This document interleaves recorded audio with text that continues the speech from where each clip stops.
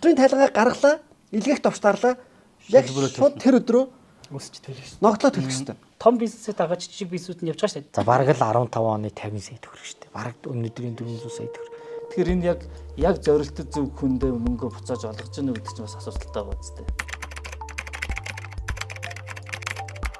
За сайн байцгаана уу? Өнөөдөр бид дөрөв олон жил 2 жил дуншсан татврын асуудлаар ярилцах гэж байна. За тэгээд манай баяр хүү татврын зөвлөх за гавал залуу байгаа. За манай Болдбаатар бас л татвар төлөгч нартай байнга хамтарч ажиллаж яадаг. Багш.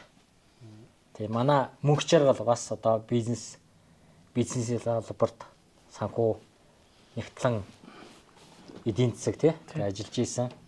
За ийм залуучууд өнөөдөр ярилцах гэж байна. Тэгээд хамгийн дөрөнд одоо баяр хүү багшаас эхлэе тий. За яг ямар хууль ороод ирсэн одоо? За 2025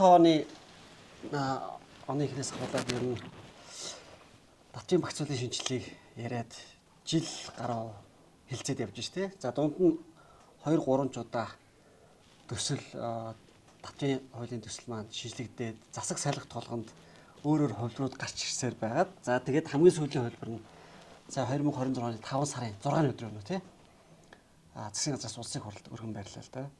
Тэгээд ер нь татврын багц хууль гэж ярьж байгаа ч үндсэндээ 4 хуулинд л нэмэлт өөрчлөлт орж ирнэ л да. За анх бол нөгөө хуулийн өөрчлөлтийг ярьж байхдаа татврын шинжилгээ хийнэ. Бүр татврын реформын шинжилгээ одоо өөрчлөлт шинжилгээ хийнэ гэж ярьжсэн боловч одоо төсөл шинжлэгдэж апдейт хийгдэх болгон дээрээ одоо нөгөө реформын шин чанар нь алдагцаар байгаа сүлдээ зөв татврын хуулийн нэмэлт өөрчлөлтүүд болоод ингээд өргөн баригдаж байна л да. За тэгээд ер нь энэ 7 хоногт нэмээд бас улсын хурлын одоо гишүүдээс бас 2 хуулийн нэмэлт өөрчлөлт байгаа юм лээ. Нэг нь нөөтийг 5% болгох гэдэг. Пүрүүд орж нарын 5 гишүүн өргөн мэдүүлсэн. Нөгөөх нь нөгөө хувь хүний орлогын албан татврыг 1% болгох. Ж Баярмаа нарын 32 гишүүн өргөн мэдүүлсэн. Тэгээд ийм 6 хуулийн зургуулаа нэмэлт өөрчлөлт. Тэгээд энэ хавар энэ 6-аг л хилцэх юм шиг өн тойроод. Тэгэхээр одоо за манай Болдбаатар багш яг нөөт төр ямар одоо өөрчлөлтүүд ороосоо гэж бодож ирсэн. Тэр нь орж ирсэн үү одоо?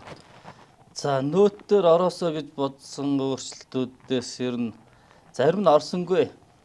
За ямар ч үс нөөтийн босго маань болохоор 400 сая болох гээд байх шиг байна. Гэхдээ энэ босго одоо илүү өсөх ёстой.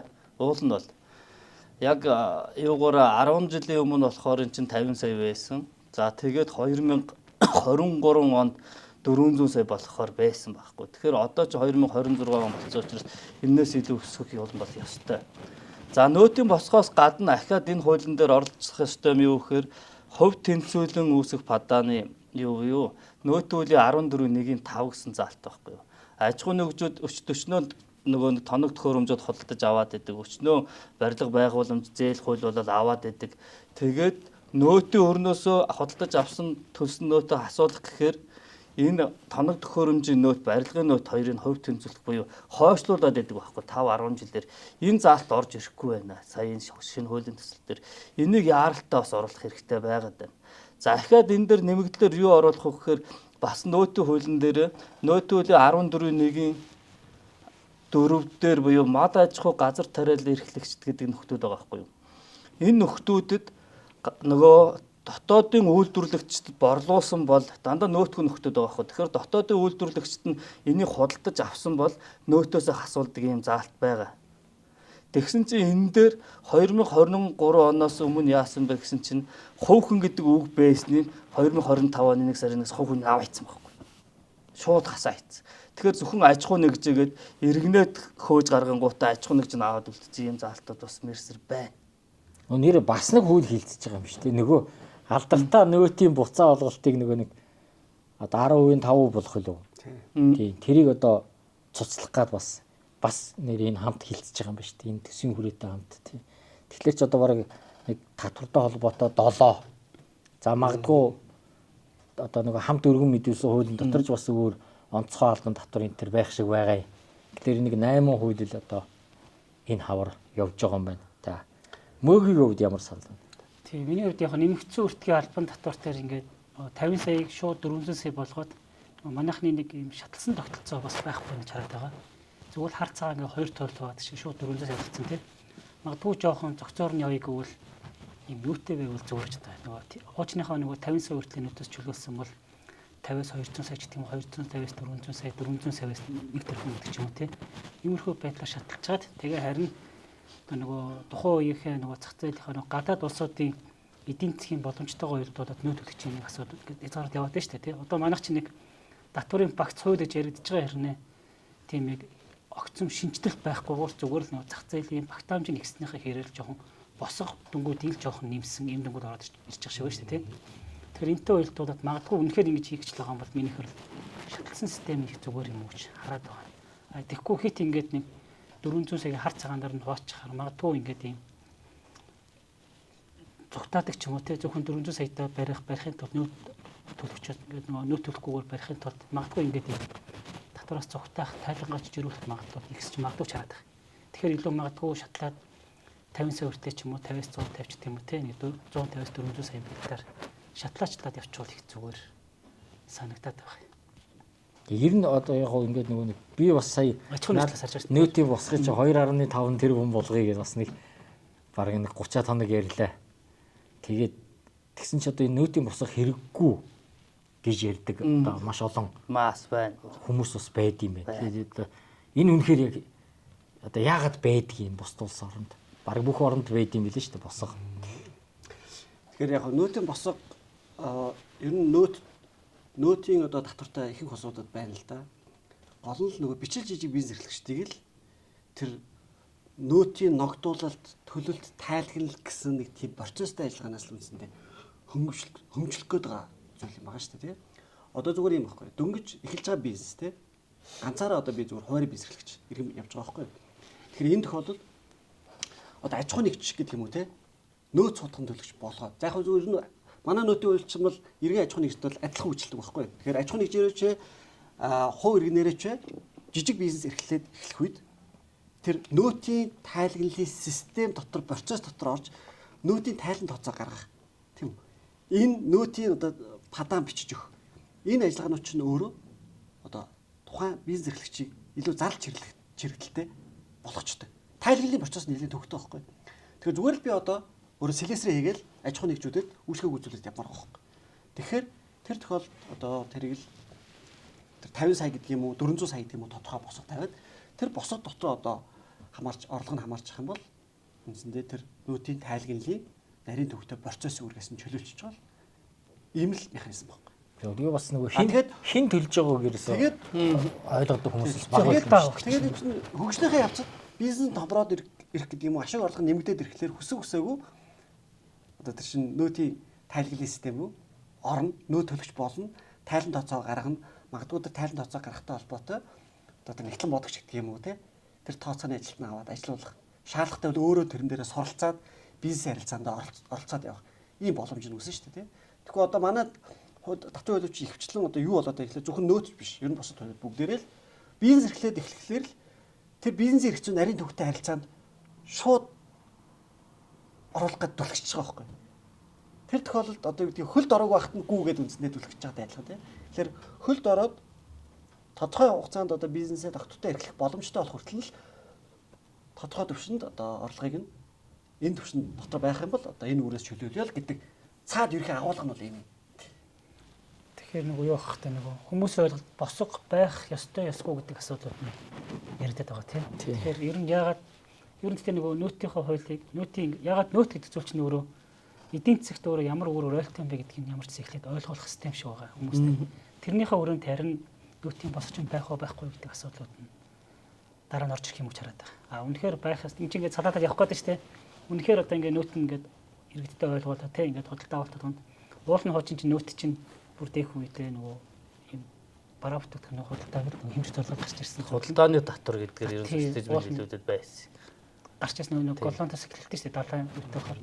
Тэндээс гарч ирсэн татвар нь явцын дунд ингэж гуйвсаар байгаа төсөв бүрдүүлэх юм болоод ирчлээ л дээ. Тэгэхээр ингээд магадгүй босохгүй байх гэдэг зүйл чинь нөгөө анх үүсгтээ нөгөө зөвлөж байгаа байхгүй. Гэхдээ одоо ингээд нөгөө эдийн засгийн орчин нөгөө гадаад нөгөө улс орнууд чи харилцан өөр эдийн засгийн орчинтай байгуулахаар тэрнтэй уялдаад ийм босхтой байхгүй ч гэдэг юм уу мөргөл манаар орчлоо л та. Тэгэхээр өөр жоохон гадаад орнуудын туршлагаас нь харахаар босхтой ч байна, босхгүй ч байгаа байхгүй. Гэтэл яг эдийн засгийн завгар нь өөрөө яг аль талаараа ингэж босхтой зүг байгаа юм буруу юм байдаг. Одоо шүүлт төр нь бол тодорхойгүй байна гэж би хараад байгаа. Тэгээ яг одоо манайхан бол ингээд ихэнх нь босхтой байна гэдэг утгаараа явж байгаа. Зүгээр татвар төс бүр төрөл нэг арга замаар явдаг шүү. Тийм хараа. Одоо хараа яагаад босго байх ёстой вэ гэдгийг хараа 2016 онд ингээд бодиттой харуулсан байхгүй бол 2016 онд e-баримт систем гарсан. За тэгээ e-баримт систем гараад яасан бэ гэсэн чинь эхний 1-2 жил аягүй хурдцтай ажилласан байхгүй юу. Нөгөө хүмүүсийн баримт бүрдүүлэлт нь аягүй их болоод. За тэгэхээр энэгээр юу болоод төвөрч байгаа гэсэн 2016 онд нөгөө жижиг дэлгүүрүүд, жижиг хүнсний захууд одоо та нар мэддэг бол одоо хотхон болгоны доорн жижиг хүнсний зах байж тухай үедээ. За байр болгонд нэг 6 нэрийн дэлгүүр гэж нэг имэнер ажилуулдаг дэлгүүр байж. Тэгээд энэ захууд, энэ дэлгүүрүүд чинь 2016 оноос 20 хоорны хооронд бүгд алга болсон байна. Шалтгаан нь энгийн. Энэ нөгөө нэг бүгдийн босгын байхгүй 50 саяын босгоч юм бол борлуулалт шүү дээ. Ер нь сарын 4 сая гэдэг. Тэгэхээр босгохгүй юм шиг болгоцсон хуультай шүү дээ. Одоо бол манайх чинь 50 сая гэж босгохгүйтэй ялгаагүй байхгүй. Тэгээд бид нар чинь бүгд баримт өгөөд эхэлсэн чинь орхноо 50 саяын борлуулалт хийгээд тэгэн гутаа нөөтөө төлөх хэрэг гарна да.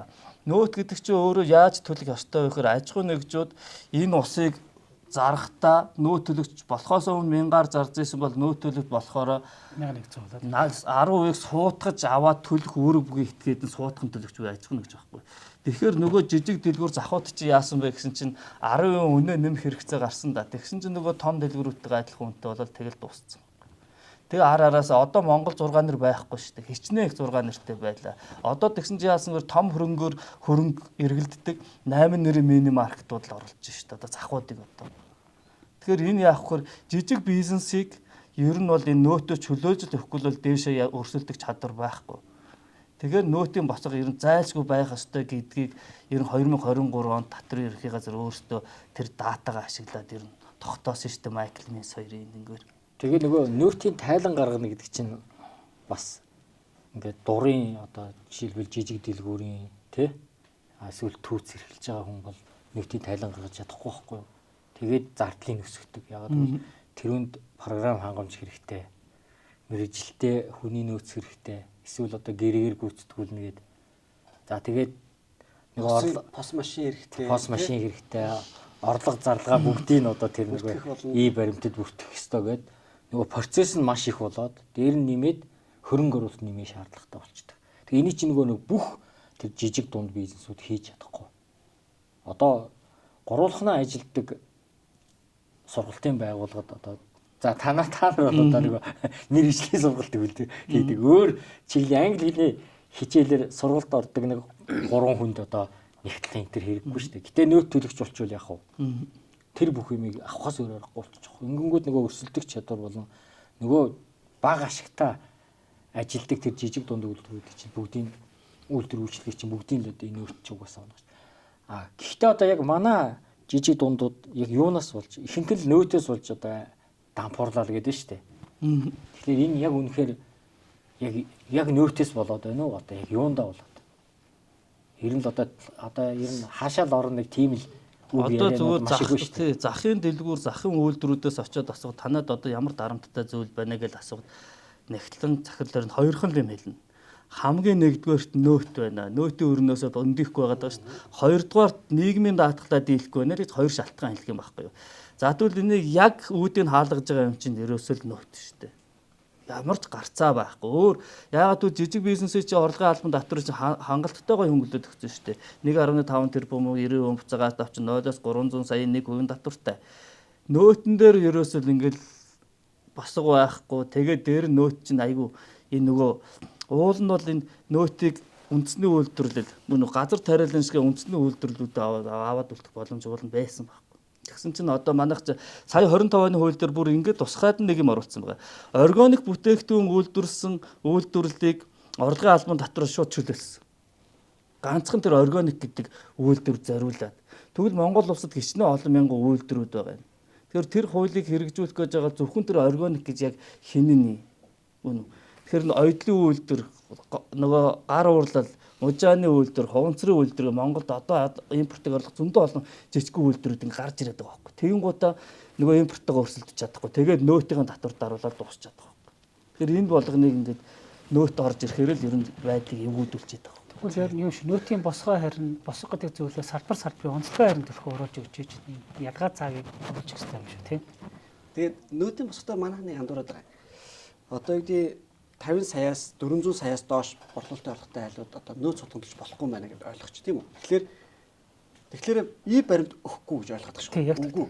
Тэр зарж байгаа бараа ажил үйлчлэхийнхээ үнийн дүн дээр л нөөт нэмж зарахгүй гэсэн үг байхгүй. Гэхдээ та бараага 100 төгрөгөөр зарж байгаа бол 100 төгрөнд и баримтаа өгнө. Нөөц сөдгөнд болж болчихлоор яг хөглөө 100 дээр 10 төгрөг нэмээд 110-аар зархуулж байгаа. Тэгэхээр баримтаа бол өгдгөрөө өгнө. Гол нь баримтынх нь үнийн дүнд нөөц шингэсэн үү шингээгүй гэдэг л асуудал байна. Зүгээр харин бичилжиг бизнесүүд дээр ингээд нөөтийн босох хэд бага байснараа асуудал юу ч ихлээр тэр бичилжиг бизнес эрхлэгчдээс түүхэд материалаа гэдэг юм уу те худалдаа авж байгаа дунд хэмжээний гэдэг юм уу том хэмжээний айлууд нөгөө баримтаа төдийлөн сайн цуглуулж чадахгүй байгаа асуудал. Өөрөөр хэл нөгөө бичилжиг бизнесүүд чинь баримтаа өгчлөөр нөгөө 50 саяын босох дээр тулчаад нөөт төлж болчихгүй. Тэгээ баримтаа өгчдөг байна. Тэгэхээр тэр одоо нөөтийн босхыг өсгөж байгаа бас нэг үндэс шалтгаан чинь шүү дээ тий. Тэгэхээр 400 сая хүртэлх хэмжээний орлоготой бол одоо чөлөөтэй и баримтаа өгөх. Орлогоо мэдүүлэх. Тэр 70 эдийн засаг гэдэг зүйл чинь яг 400 сая хүртэлх дүнгээр ядаж л ил болох тий и баримтаа өгөх тэр боломжийг нээж өгч байгаа байхгүй. Тэгээд аж ахуйн нэгжүүд ялангуяа жижиг дунд бизнесүүд татвын өрөнд ороод дансаа халгаад байгаа нэг асуудал шүү дээ тий. Одоо сая болдоогш ярьж байна. Нэг шалтгаан нь юу вэ гэхээр жижиг одоо дунд хэмжээний бизнесүүд бичил жижиг бизнес эрхлэгчдээс үндсэндээ хэмжээний худалдаа авалт хийдэг. Тэгээд худалдаа авалтандаа и баримт авчдаггүй байна.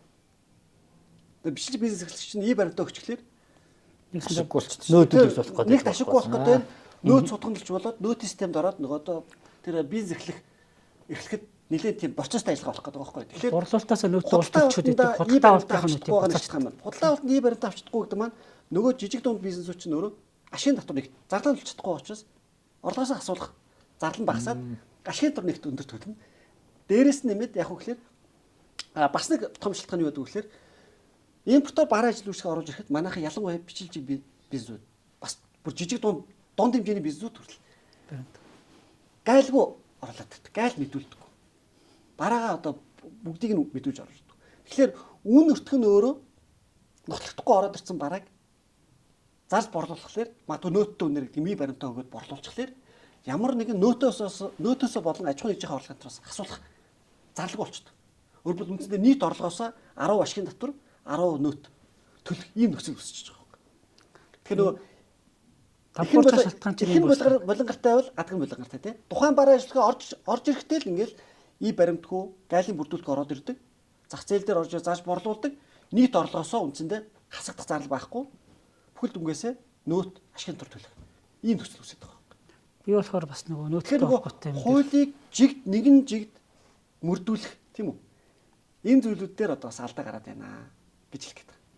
Би болохоор нөгөө нэмээд хэлэхэд юу байгаа таа нөгөө нөөцтэй холбоотой болохоор нөгөө нөөц ч өөр ингээд яг юм аккурасиороор буюу шууд ингээд хоёр худалдаа авалт хийгдсэн тул татвар төлөх үргэлжлэж байгаа шүү дээ. Тэр нөгөө талдаа авлага үүсэж байгаа байхгүй. Тийм борлуулалт хийж байна. Тэгэхээр ер нь компани чи ер нь бэлэн мөнгөний хомсдол ороод ирэхээр л бэлтгэний хэлжтэй төлбөр төлж чадахгүй болж тийм үү. Цалингаа тавьж чадахгүй болохоор суучих байгаа байхгүй. Тэгэхээр магадгүй нөөтийн төлбөр тооцоогоо нөгөө бэлэн мөнгөтэй мөнгөн суурьтай бас холбож өгвөл бас их хайтайхан зүгээр санагдаад байдгийг. Тэгэхгүй болохоор нөгөө авлага үсээд нөгөө одоо манайхан ч яахтай нөгөө хуулиндаа дансыг хааж байгаа л бэлэн мөнгөний авчиж штэ тий нөгөө өөрийнхөө нөөтийн төлбөрүүдийг л гэтэл цаана дахиад мөнгө нь орж ирээгүй ч юм уу тий нөгөө цалингаа тавих хүчтэй юм их асуудлууд үсээд байгаа. Одоо энэ яриад байгаа давчин хуулийн төсөл дээр наад зүйлийг чинь бас оруулсан юм. Одоо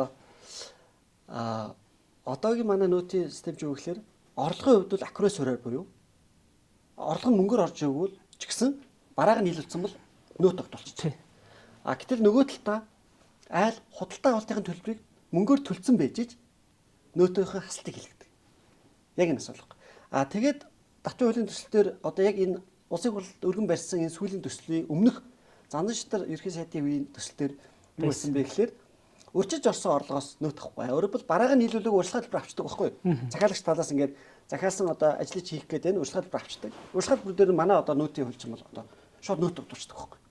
Өөрөөр хэл орлогоо олоогүй ажлаа хийгээгүй байхад нь шууд урьдчилгааны төлбөр дээр нөөт тогтолцдог. Ажлаа хийгээгүй гэдэг чинь тухайн нөөтөөс хасуулах зүйлгүй гэсэн үг. Гэтэ одоо наад чи бол одоо энэ хуулийн дээр байхгүй шүү. Байхгүй. Тэгээд ер нь бол хасагдсан. Зүгээр ер нь бол урьдчилсан орлого дээр нөөт ногдуулахгүй байх нь өөрөө зарчмын хувьд зөв юм. Одооны хуулийн төсөл дээр чинь бол одоо баг босгоос өөр юм байгаа юм уу? Одоо засгийн газраас орсон байгаа шүү дээ. 400 сая болгосон. За энэ дээр ийм байгаа. Нөөт дээр бараг л босгоос өөр юм байхгүй да. Зүгээр энэ дээр нөөтийг хойшлуулах гэдэг. Тий, нөөтийг хугацааг нь хойшлуулах гэдэг асуудал орсон. Одоо манай татврын хууль чи юу гэхээр бүх төрлийн татвар дээр татврыг төлөх тайлбар хугацааныг байна гэж. Татврын тайлбарыг гаргалаа, илгээх товчдаарлаа. Яг шууд тэр өдрөө өсч төлөх ёстой. ногдлоо төлөх ёстой. Тэгээд нөөтийн хуулийн дээр юу орсон бэ гэхээр нөөтийг татврыг үүссэн ногдлыг 1 сараар хойшлуулах. Гэхдээ хойшлуулалтаа нөхцөл байгаа. Одоо татврын скоринг гэдэг юм орж ирсэн манай татврын хуулийн дээр. Одоо хууль даган мөрдлөлийн төвшин хэлж байгаа юм. Татврын скоринг оног сайн, дунд, муу гэдэг үндсэндээ 3 4 ангилаад сайн оноотой байх юм бол тухайн татвар төлж хүсэлтээ гаргаад нөөтийн ногдлоо буюу нөөт төлөх өрөө 1 сараар хойшлуулах боломжтой. Тэр 1 сарынхаа хугацаанд татвараа төлчих юм бол ахаад үргэлжлүүлээд 2 сарын хугацаанд дараагийн нөөтийг хойшлуулах боломжтой гэдэг. Иймэрхүү байдлаар нөөтийг 1 сар дараа нь 2 сараар хойшлуулах гэдэг нэг юм боломжуудыг оруулж ирсэн. Үндсэндээ нөөтөө заавал тэг хүсэлт өгөхгүйгээр зүгээр нэгэнт одоо олон жилийн тайлбарлалаараа компани чинь сайн модулыг үнэлэгдэж байгаа шүү дээ. Тэгэхээр заавал ингээд хүсэлт өгөхгүйгээр тэрийг сунгаад байж яагаад болохгүй. Нэг юм хүн сурталчилгын нэг процесс юм орж ирээд шүү дээ. Тэгээ нэгээс нэг хоног хөтөрчүүлдэг бол яах вэ чинь. Тийм асуудал байгаад байгаа ч тийм. Оноор ч бүр шүү дээ. Гэтэл одоо ингээд магадгүй ингээд одоо том ингээд нөгөө том бизнесээ дагаж жижиг бизнесүүд нь явж байгаа шүү дээ. Гэтэл хоёр толгойч тийм үү, таван толгойч томоохон бизнес эрхлэгч нэг ажил үйлчлэгийг үзүүлэхдээ 45 хоногийн дороо төлбөр өгдөг байхгүй. Тэгэхээр манайхны татврын хууль чинь ингээд бас 30 хоногтойгоо уялдах гэдэг шүү дээ, тийм. Тэгэхээр магадгүй ингээд энэ хүсэлт өгсөн өгөөгүй ч гэдэг юм. Эсвэл тодорхой орж ирэх борлуулалтаа ингээд баталгаатай байвал заавал ингээд ийм нэг хүсэлт өгөхгүйгээр хүн зорт үүсэхгүйгээр явах. Тийм юм байх хэрэгтэй ч бас. Одоо тэгвэл ингээд одоо санийс хүн суртал гэдэг юм чинь яг одоо нөгөө юуны хуу хүний болон аж ахуйн нэгжийн хэлбэршүүлсэн горим нийт долгоос 1% татвар төлөхөд заавал хүсэлт өгдөг хөөх. Тэгээд татварлагч тэр хэлбэршүүлсэн горим руу ормоор байдаг. Гэтэл нөгөө заавал хүсэлт өгж иж хэлбэршүүлсэн горим руу ордог гэдгээ ихийг иргэд мэддэггүй. Тэгээд жилийн эцэс 19-31 боллоо хүсэлт өгөх хугацаа хаацдаг байхгүй хуулийн хугацаа. Гэтэл нөгөө тайлан гарах хугацаа чинь бол он гараад хувь хүн чинь бол 2 сарын 15 метр, аж ахуйн нэгж бол 2 сарын 10 метр байхгүй. Гэтэл ингээд хэлбэршүүлсэн горим руу орно гэж бодоод явдаг.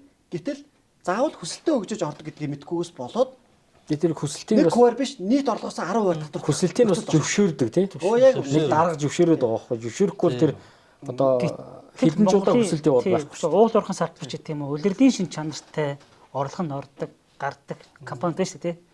Тэгээд тэд нар ингээд үнэхээр ингээд нөгөө тайлангаа одоо нөгөө манай татврын систем чинь л тайлангаар хэрэг зөв гэж байгаа тийм. Одоо нөгөө алдаа мадаггүй нөөтөө төс энэ юм байгаад шүү дээ. Гэтэл нэгэнт үс зөөр авахыг бол одоо орчин цагийн орчин үед бол уулуурхайн компаниуд яг л нөгөө уулуурхайн циклийн дагуулт мөнгөний орчгоор төлчихөж байгаа шүү дээ. Гэтэл нэг 30 хоногоор тавьчихдаг. Магадгүй 1 сард үүссэн нөөтийн өрчим үү, ажилтны нийгмийн дадлын өрчим 6 сард гол орлого нь орж ирдэг уулуурхайн компани яах. Тэгэхээр бас л ингээм муу юмруу орох гэдэг байгаа ч тийм. Тэгэхээр эн чинь ингээд нэг салбарын онцлогийг заавал ингэж харуулж гисэн уянхтан хугацаатай байх ёстой болчиход байгаа. За одоо бүр ингээд нэг бол хар нэг бол цагаан гэдэг юм руу тавьж байгаа. Тэр бас хүсэлттэй юм. Хүсэлттэй байсан тийм. За хүсэлт гэдэг нэг юм байгаа юм байна. Хүсэлтээс гадна бас юм. Тэгэхээр тэр хүсэлт өгдөг гэдгийг ихийг иргэд мэдхгүйгээс болоод тэр боломжтой. Одоо нөөтийн шинжилэл дээр бас тэр хүсэлт гэж байгаа юм. Байгаа тий. За хүсэлт байгаа юм байна тий. За хоёрдугаар тэр босго бол нэг 400 сая болгоод нэмж байгаа юм байна. За энэ бол за бараг л 15 оны 50 сая төгрөг шүү дээ. Бараг өнөөдрийн 400 сая төгрөг. Тэгэхээр эн чинь тийм том одоо нэг гайгүй шиг ресторан болон өдөрт 2 сая хийгээд байхад л энэ босго даваа явуучихна шүү дээ. Тийм 400 сая бол тий. Гэхдээ тийм чинь зөндөө хүн ажиллаж байгаа. Тэгэхээр бол тийм сүртэй одоо юу бол орж ирээгүй юм ээ. Нөөцлөлтөр бол тэр 5% за хэцүү бах батлахад одоо хэрвээ 5% болчвол ер нь ачаал буурах уу? 5% гэдэг нь нөөтийн 5%-гээд бас нэг 5%. Урамшуул. Бүр нөөтийн 5% болох бас нэг хуулийн төсөл хамт хилцэгдэх юм байна. Одоо 10% чинь 5% болох. Шууд 10%-ийг 5% болгох. Улсын хурлын 5 гишүүн иргэд аж ахуйн нэгжүүдээс өгдөг санал юм шүү дээ. Одоо ингээл нөөтийн татварч 10 байгаа тийм үү? За ингээд нөөтийг бол яг эцсийн хэрэглэж төлдөг татвар л да. Тэгээд худалдаа авч иргэд төлсөн нөөтийнхөө 2% буцааж авч байгаа шүү дээ одоо тийм. Одоогийн хуулиар бол. За тэгээд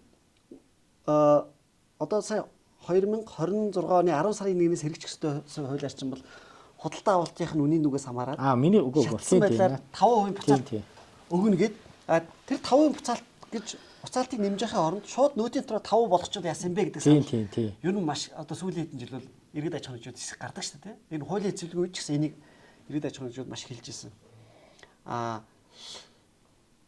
Тэгэхээр яг нөөтийн татвар өөрөө манай улсын төсвийн татврын орлогын 27-оос 28% эзэлдэг. Улсын төсвийн орлогот айгүй өндөр нөлөөтэй татвар байхгүй. Тэгэхээр үндсэндээ засгийн газар эрх баригчид бол үндсэндээ энэ төсвийн орлогын гол хэсгийг бүрдүүлдэг нөөтийг бас бууруулах сонирхол үндсэндээ яг үндэ байхгүй л байна л да. Ямар сайндаа л Зандан шитрийн ерхий сайдын одоо тэр боловсруулж батлуулсан нөөтийн буцаалтыг 2% байсныг 5% болгох. За бүр 500 мянган төгрөгийн худалдаа авалтанд нөөтийг дарсан шүү дээ. 100% буцааж өгөхийн зохицуултыг баталсан байсныг нь сая төсвийн өрөөний мэдээлэлтэй хамт өргөн барих төсөл дээр цуцлыг гэдээ оруулсан байсан шүү дээ. Тийм. Тэгэхээр энэ бол нөөтийн татварыг нөхдүүд ер нь бууруулах сонирхол байхгүй байна гэсэн үг. Улсын төсөв засах гэдэг нэг юм уу те? Тий одоо анх одоо тэрийг 10 сард баталж байхдаа уг нь бол мөнгө нь холтны их үүсвэр нь асуудалгүй л гэж хэлсэн юм шиг байлаа шүү дээ тэр. Тэгээд одоо хараа энэ одоо болохоор чи амар их мөнгө одоо алдах гээд байна. Тэгээд цуцлыг гэдэг шүү дээ. Одоо хараа би анх бодохдоо бас ингэж бодсон юм. Энэ нөөтийн урамшууллын орлого ер нь огт өгөхгүй байх бол байжээ гэж. За ард иргэдэд. Яагаад тэгэхээр энд бас хараа анх өгнө гэж хэлсэн шалтгаан нь бол ерөөсөө нөгөө борлуулалтаа хийж байгаа нөхдүүдийг падааны нөгөө нэг ил болгохын тулд иргэдээс нь падаана баримтаа нэхүүлж авсан шүү дээ. Тэгээ энэ ажлынх нь урамшуулалд өгж байгаа л 2% мөнгө байсан байхгүй юу. Тэгийг энийг анханасаа өгөхгүй байлгаад татврын ерөнхий газар сангийн яам өөрсдөө баримт өгүүлэх ажлыг хийх байж. За тэгсэн чинь 2%-ийг буцааж өгснээр чинь урамшууллаар хэн мөнгөтэй болсон юм бэ гэдэг ингээд мөнгөний татврын газар өөрөө гаргаж ирсэн шүү дээ. За ямар улсууд руу мөнгө төвлөрөөд байна. За нөгөө нэг суглаа нь ямар хүмүүс рүү төвлөрөөд байна гэсэн чинь 2% чинь буцаа олголтын чинь 75% нь өндөр орлоготой улсууд руу кармарн орсон байгаа байхгүй юу. Тэгээ бага орлоготой улсууд руу тэр баг нь очсон байгаа 20 идэх хувь нь. Тэгэхээр энэ яг зорилттой зөв хүндээ мөнгө буцааж олгож гэнэ гэдэг чинь бас асуудалтай байгаа зү. Өөрөө тэгээд нөгөө олон сая төгрөг хойдсон хүмүүсээ чинь ингээд дахиад судалгаа гаргасан чинь маш өндөр хэмжээний баримт уншуулсан улсууд нь олон сая төгрөг хойдсон байсан шүү. Тэгэхээр энэ яг зөв анханасаа зөв систем бол биш. Ард иргэдэд заавал тэр 2% буцааж өгөх шаардлагагүй. Яагаад тэгэхээр татвараа энэ улсад амьдарсан бол одоо нэг дэлхийн улс орнууд чинь амьдарсныхаа төлөө одоо би хар үгээр яриад байгаа шүү заяа. Амьдарсныхаа төлөө төлдөг татвар чинь ерөөсөө нөөт байхгүй юу? Одоо би хэлдэг. За насаараа гадаад дотоод халамж авч амьдардаг улсууд байдаг. Улсаасаа. Тэгвэл энэ хүн чинь яаж татвараа төлөх вэ гэсэн чинь орлого байхгүй ш тэр хүн чинь. Тэр худалдаа авалтаараа нөөтөөр татвараа төлж идэг. За манайд бол жоохон ууж муудаг нөхдүүд маш олонтой ш олон жил ажиллаа хийдэггүй. Үнэ үү? Тэр энэ улсууд нөгөө бас л нэг аригтаарс янз бүрийн авах мөнгөө нөөсөө худалдаж авахтаа татвараа төлөөл явж идэг татвар байхгүй. Тэгэхээр эргэн бүр одоо дэлхийн зэвсэгт хамгийн бага нь 10 байгаад байгаа ш. Тэгээд 10-аас 40 хүртэл байдаг татвар байхгүй. Энэ өөрөө. Тэгээд амьдарж байгаа энэ дайн дажингүй ийм улсад амьдарж байгаа хувьд энэ бол хэрэгжилж байгаа тохиолдолд заавал төлөх ёстой татврын нэг нөөт гэж үздэг байхгүй. Тэгээд ийм одоо 2015 онд нөөтийн тухай хууль өөрсдөө ороод 16 оноос хэрэгжчихсэн. Гэвэл тэр 16 оноос хэрэгжчихсэн нөөтийн тухай хууль дээр энэ и баримт гэдэг энэ ойлголт орж ирсэн. За тэгэхээр и баримтыг өгүүлэх одоо гол хөшүүргэнүүд сайн ярьсан. Иргэд худалдаа авалтын үнийн нөөтөөс нөөтийг 20% буцааж авах. Дээрээс нэмээд тэр нөөтийн баримтаараа суулгаанд оролцох гэдэг ийм хоёр хөшүүргийг тавьж өгсөн. Яг энэ хоёр хөшүүргийг ашигласны үр дүнд бол тэр 16 оноос хойш манай төсвийн татврын орлогод бол одоо үндсэндээ жил болгон хоёр оронтой өсөд явсан.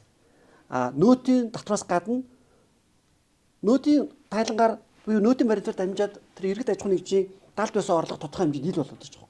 Тэрийгээ дагаад бусад төрлийн татврын орлогууд нэмэгдээд ирж байна. Тэгэхээр бол түүхэн үргээ гүйцэтгэхийн хувьд гүйцэтгсэн. Зүгээр одоо энийг харин яаж дараагийн төвшөнд апдейт хийх үү? Дараагийн вершн юу авах вэ гэдэг дээр бодох хэрэгтэй. А зүгээр ингэсэн шүү дээ. Одоо санахгүй ямар ч 2 3 жилийн өмнө засгийн газраас нөөтийн нөгөө суглаа гэдэг зүйлийг нэг гэсэн болиулсан шүү дээ, тий. Тэгсэн чинь нөгөө нөөтийн баримтын олголт байхгүй болж. эрс буурсан байхгүй. Тэгээд засгийн газар шууд тэр даруй арга хэмжээ аваад нөөтийн суглааг ахаас хэрэгсэн. Тэгэхээр одоо энэ дээр нэгэнд одоо хүмүүс амтчихсан тэр юм дээр. Одоо тэгвэл хэдүүлээ тэр нөөтийн баримт олголт гэдэг юм уу те тэр зүйлийг одоо байгаа төвшөөс бууруулахгүй тулд ямар хөшүүрэг байх хэрэгтэй гэдэг зүйл дээр бодох хэрэгтэй болж байна. Урамшууллыг одоо болчих юм бол одоо буцаагаад баримт өгөл буурах ийм маягтай болчих гэдэг байхгүй бас. Нөгөө даалд эдээс тэр хөшүүргүүдийг яаж тэр ер нь гайгүй. Одоо яам хяналтаа хийх. Одоо ер нь гайгүй. хян чадахгүй байгаа шүү дээ. Одоо хот суурин газар баг 90% нь бэлэн бус гүйлгээ явж байгаа шүү дээ. Одоо бол технологи хөгжсөн, ялангуяа энэ төлбөр тооцооны систем хөгжсөн. Одоо тэр нэг баримт нөөт мөтөр даалд эдийн засаг масхийг илмэл болгоод байдаг юм байхгүй болсон. За ер нь явж тэр нэг татврын арга хэрэгслэр тий одоо захиргааны маягийн аргаар далд эдийн засгийг хизээч илрүүлж нээж чаддгүй юм байна. Тэрийг бол бага татвар за тэгээд тэр татвараар сүүлсэн хэрэглийг дэмжиж ижил энэ далд эдийн засаг багасдаг. Одоо нөөт 5% улс орн байгаа шүү. Арабын нэгдсэн Эмират, Катар, хувийн орлогын албан дотор байхгүй тэг. Аж ахуйн нэгжийн орлогын албан дотор 9-10 нөөт 5. Тэгэл болоо. Иргэдтэй татвар нь. Тэгээд хаанаас тэр юугаа олоод байгаа юм? Одоо бас төсөвтний мөнгө хэрэгтэй шүү дээ. Тэгэхээр тэр төсвийн орлого нь нэгдүгürt одоо уулуурхан боломжоо маш сайн ашиглаж байна. Авилгагүй байд. Тэндээс гол орлого нь нэгдүгürt орж ирж байна. Хоёрдугаарт хөрөнгө оруулагч нарт үнэхээр хайртай байна. Бүх хөрөнгө оруулагчдыг дуутж шүү дээ. Манайхан хүртэл яваад үл хөдлөх аваад гэсэн шүү дээ, тий? Сая одоо нэг асуудал хурцтагаас өмнө маш ихээр явж исэн шүү дээ. Тэгэхээр манайхны хүртэл дуудаад байна шүү дээ. Энд дээрээ хөрөнгө оруулалт хийгээд. За гэтэл манай улс яаж яана? Уул уурхаагаа ашиглаж чаддгүй, ашиглахлаар нэг хайрын юм алдах гэдэг юм шиг нэг тийм сэтгэл бүгдэнд нь суудсан гэдэг том төсөл, том хөрөнгө оруулагчийг оруулж ирдэггүй. Хоёрдугаар хөрөнгө оруулагч хүн гээл тэгэхээр одоо нэг саяхан бас мэдээгээр гараад ирсэн шүү дээ, тий. Монголд бизнес эрхлэнэ гээл тэгэхээр гэмт хэрэг хийж байгаа юм шиг энэ монголчууд ойлгодог гэдэг гадны хүн ярьсан юм шүү дээ. Яг л тэгж хандаад байгаа хгүй. Бид нар одоо нэг социалист сэтгэлгээнээс бүр салаад байх юм. Бизнес орчин үеийн сэтгэлгэн л ормоор байгаа хгүй. Тэгэх юм бол даалд эдийн засаг масаг гэдэг чинь бол асуудалгүй зүгээр өөрөө гараад ирчих юм байхгүй. Татврыг өндөр тавиал татврын хувийг өндөр тавиал захиргааны арга улам л одоо ингээл хүчрхэг болгох юм бол даалд эдийн засгийг бид нар хизээч дийлэхгүй улам л нэмэгдэнэ. Тэгээд одоо энэ манай дээр за яг юу л ингэж ярьдаг. Мэдээж бага хувьтай улсууд байгаа. Гэхдээ манайх бол харьцангуй дунджаас доогоор татврын түвшинтэй. Одоо тухайлбал нөөт дээр. Яагаад ингэж татврын ачаалал гэдэг зүйл бизнес эрхлэгчдэр ингэж үүсэт байна гэхлээр нөгөө түрүүний хэлсэн хуулийг нэг мөр даган биелүүлэх, сахин биелүүлэх. Тэр үүрэг ингэж жигд бус хэрэгжиж. Тэн дээр улс хяналтаа тавьчихдаг. Өөрөөр хэлбэл далд хэлбэрээр бизнес эрхэлдэг тийм үү? Одоо борлуулсан бараа шилжүүлэгчнийхээ и баримтыг өгдөггүй этгээдүүдийн төлөгчдөөс нь татврыг шударгаар баримтаа өгөөд тайлан тооцоогоо игээд яваад байгаа айлууд үрчдэг. Одоо би чамаас судалтай авалт игээд чи надад баримтаа өгсөн бол би орлогоосоо асуулаад баг төр төлмөр байгаа байхгүй. Гэтэл Үгүй. чи баримтаа өгөхгүй байхгүй. Би болохоор баримтаа өгсөн байгаад шударгаар тайлан тооцоо гармаар байдаг. Магадгүй баримтгүй ч гэсэн би орлогоо мэдүүлээд тайлан гаргацсан. Гэтэл би худалдаа авалтандаа зарлага нотлох баримтаа авчихдаггүй учраас би хэдий баг татвартай ч гэсэн нийт орлогоосоо татвар төлчих жоох. Энэ ч өөрөө дараа. Тэр үндсэндээ шудраг бус нөхдүүдийн төлөхсдөөс нь татврын ачаал нь шудраг нөхдүүд дээрээ даабалдаж Ер нь орж ирээд ингээд татврын ачаал гэдэг зүйл бас үүсээд гэж. би бол ер нь манад шаал тохирохгүй татврын систем ороод ирчих шаарж байгаа. Ер нь манай эдийн засгийн бүтэц өнөөдрийн байдлын нөөт бол өөр тохирохгүй юм. Ингээ хүчээр авчираад тавьчихсан. Тэр гинж минжин заа юу ингээ дуртай газараа тасарчээд тий. Ий чин зөв татврын систем биш шүү дээ. Бараг тэр одоо зарим нь бол тэрийгэ төлөхлөөр дампуурч байгаа шүү дээ. Мөрдөхлөөр дампуурч байгаа. төлөхлөөрөөс дампуурч одоо. Энэ бол одоо баг би бол баг болоод өөр систем. Тэгээ нөгөө худалдааны татвар нь баг зүгээр юм байна. Нэг л удаа төлнө. Хамгийн яаралтай арга хэмжээнд одоо нэг сэхэнд байгаа жижиг бичил бизнесэл одоо яаралтай босохгүй бол ядуурлын газар авах гэдэг байгаа байхгүй. Тэгээ одоо энэ саяны хоотой хөлн дээр бас нэг юм ярихад байна шүү дээ. Одоо хоот руу оръё. Хоот руу орох уу? За албан ёсоор оръё. За хувийн орлогын албан. За бүгний орлогын албан татвар хууль маань өөрөө болохоор шүү дээ. За байгууллага дээр хувинтай харьцахад яригдана. Иргэн хүний бизнес дээр бизнес болон ашиглаж байгаа хөрөнгөн дээр яригддаг юм хууль байгаа. За тэгсэн чинь саяны энэ хуулийн шинжилгээ одоо орж ирэх гэж байгаа хуулийн дээр чи юу гэсэн бэ гэхээр хувь хүний орлогын албан татврын үйл ажиллагааны орлого 1 тэрбум бол 1 куб болно л гэх хуулийн залт байна. За тэгсэн чинь одоо 2024 оноос хойш хэрэгжиж байгаа хоот чинь нөгөө 1 тэрбум биш шүү дээ. Энд ямар ч хязгаар байхгүй юу? 1 триллион ч байсан болно тий. Тийм триллион ч байсан болно. Айгүй хязгааргүй байгаа байхгүй юу? Тэгэд энэ юу н хязгаартай байх ёстой байсан. Одоо харин хязгаар оруулж ирээ гэж юм. Хязгааргүй болгосноос ямар асуудлууд үүссэн бэ гэхээр ер нь компани захирлууд компани дээр нь 10% төлөх гээд байгаа амиг шууд наашаа хувь нэргөө оруулж ирээл 1% төлөөлөл баахан борлуулалт хийцэн шүү сүүлийн 2-3 жил. Тэгэхээр энэ бол одоо 1 тэрбум гэхэд бол миний хувьд бол ер нь боломжтой тоо гэж үзэж байгаа. За тэгсэн чинь энэ дээр нэг гажууд гарсан. Тэр нь юу гэхээр аж ахуй нэгжийн орлогын албан татврынхаа бичил бизнес дээр нөгөө 0-300 сая 1% гээд ингээд 300 гэж зогссон байгаа даа байхгүй юу. Нөгөө одоо хувь хүнээр бизнес хийсэн 1% 1 тэрбум байгаа даа шүү дээ. Тэгэхээр 300-аас 1 тэрбум хооронд зөндөө зай байна уу. Тэгэхээр хүн чинь хаашаа шилжихгүйхээр ер нь жижиг бизнес компанитай байх нь дэмий байна. Хувийн дээр юм байна. Ингээд шилжилт хөдөө хийх гэдэг шүү дээ. Энэнийг 2020 онд буруудулсан шүү дээ бас энэ 2020 онд. Яасан бэ гэсэн 2000 уул нь хэлбэрсүүлсэн горим хоёулаа 2020 оноос өмнө хувь хүн аж ахуй нэгж хоёрлоо 50-50 байж. Тэгсэн чинь яасан бэ гэсэн чинь аж ахуй нэгжээ 20 оноос хойш 300 улгаа хийсэн байхгүй юу? 1%. Тэгсэн мөртлөө хувь хүний 50-аар нь үлдээсэн 1%. Тэгсэн чинь манайхан яасан бэ гэсэн чинь хуваараа бизнес хийхээр 50-аас сая төгрөг болцохоор 10% төлчихэд байна. Компани дээр юм байна. Ерөөсө ханаа нөхрөө найзаа компани гэд баахан хэрэгцээ одоо нэг жижиг юм зардаг хаана өрөмддөг нөхдүүд бүгд компанид болчихж байгаа. Тэгэхээр энэ чинь компани. Тий, компани. Ганцхан ажил авч хийх гэж компани хийчихэж байгаа байхгүй. Хувь хүнээрээ ажиллаа хийгээд яваад байсан бол ямар ашигтай юу та. Тэгсэн чинь одоо компани нэг чинь нэгтэнтэй болох хэрэгтэй. За улсын бүртгэл босгоо банкны данс найлг ийм баахан тайлын санхүүруу тайлын татварлуу тайлын ийм амар ажлууд нэмж өгсөн шүү дээ. Тэгээ одоо энэ дээр болохоор одоо аж ахуй нэгж 300 саяга орхичдаг ч бас буруутж байгаа байхгүй. Хүн хуваараа бизнес эрхэлж болно, иргэнээрээ бизнес эрхэлж, захирлаараач бизнес эрхэлж болж байгаа үстэй. Тэгэхээр ингээд тусад нь ингээд нэг нь ингээд 1 тэрбум гэж авчилчаад нөгөө 300 дээр орхитгаар буруу байгаа байхгүй.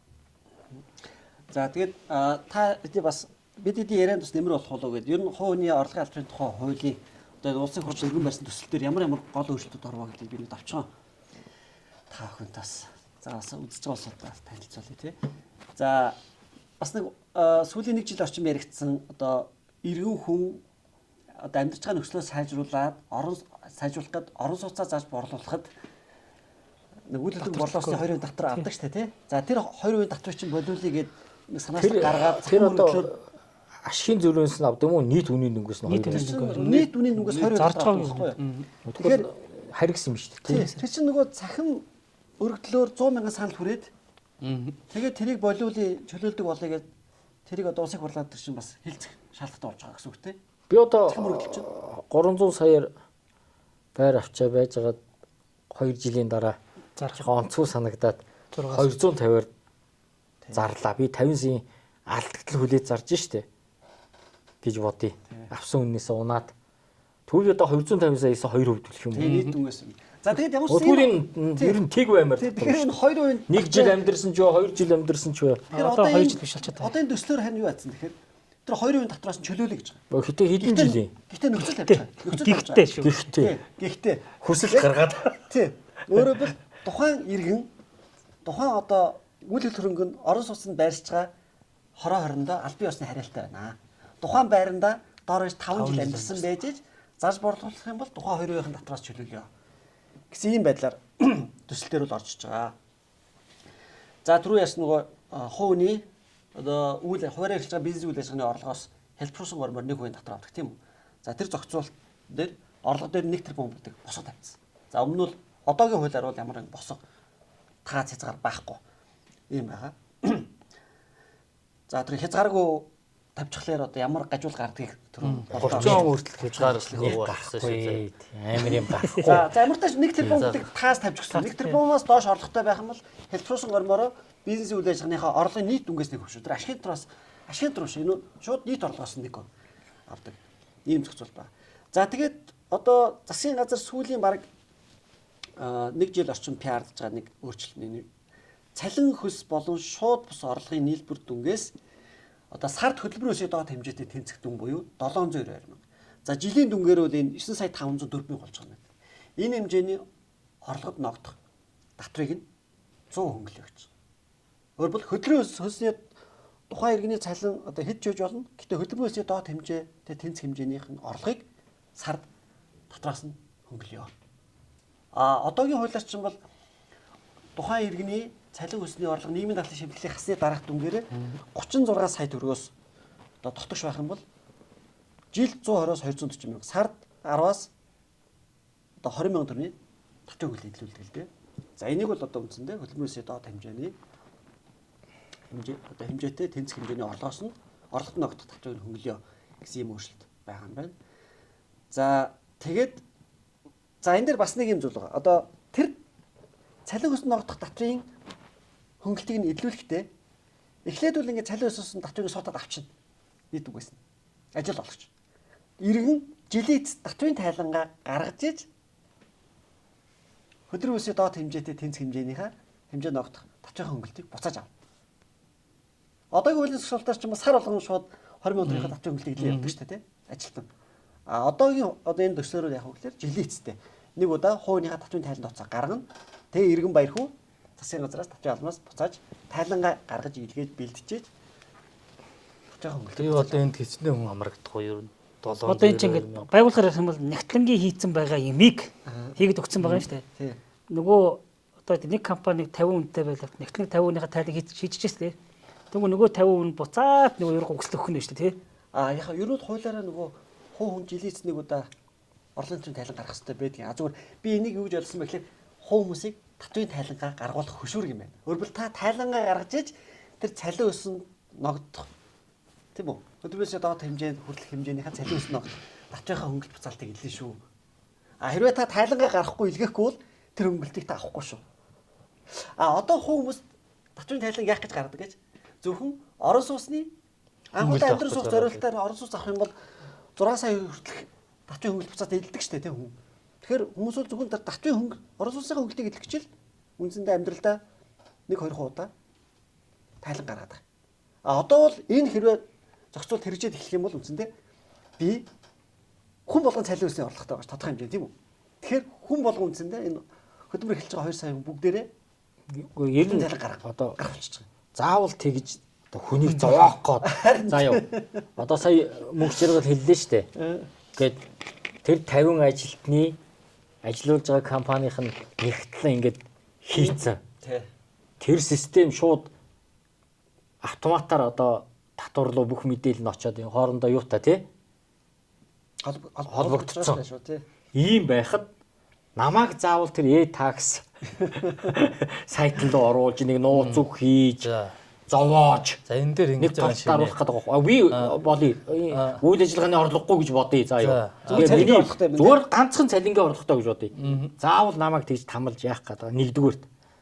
Тийм үстэй. За хоёрдугаарт бол би бол одоо энэ хувь хүний орлогын албан татврыг 1% болгоно гэдэг одоо тууштай явж байгаа. Одоо хүний нэг тийм үү? тий. Ер нь нэг тэр орлогын чинь 80% нь цалин штэ. Цалинтай хүмүүс байхгүй юу? Цалинтай дотроо тэр 2-3 дугаар шатлалд 8080 хүн байдаг байхгүй юу? Одоо 24 оны жилийн эцсээр. Одоо тэр 2-3 дугаар шатлал уу одоо өндөр шатлалаар цалингаасаа татвар өгч байгаа.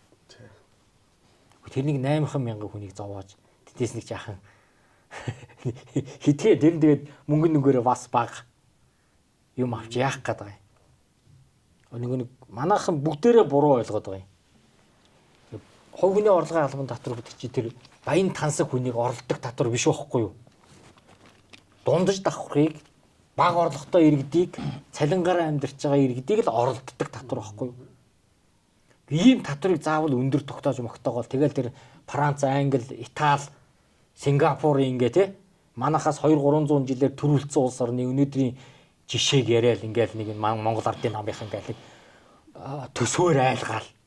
Одоо бид нар тийм юмд автаж болохгүй шүү залуучууд. Нэр үнэхээр эзэн хамгийн шударгаар хөдөлмөрлөж байгаа бол нэг сая орчим хүн шүү дээ. Эдийг татваргүй байсан ч яа дээ. Тэр уулуурхаагаас татвар авал тэр арх тамхи том бизнесээсээ тэр төсөө бүрдүүл.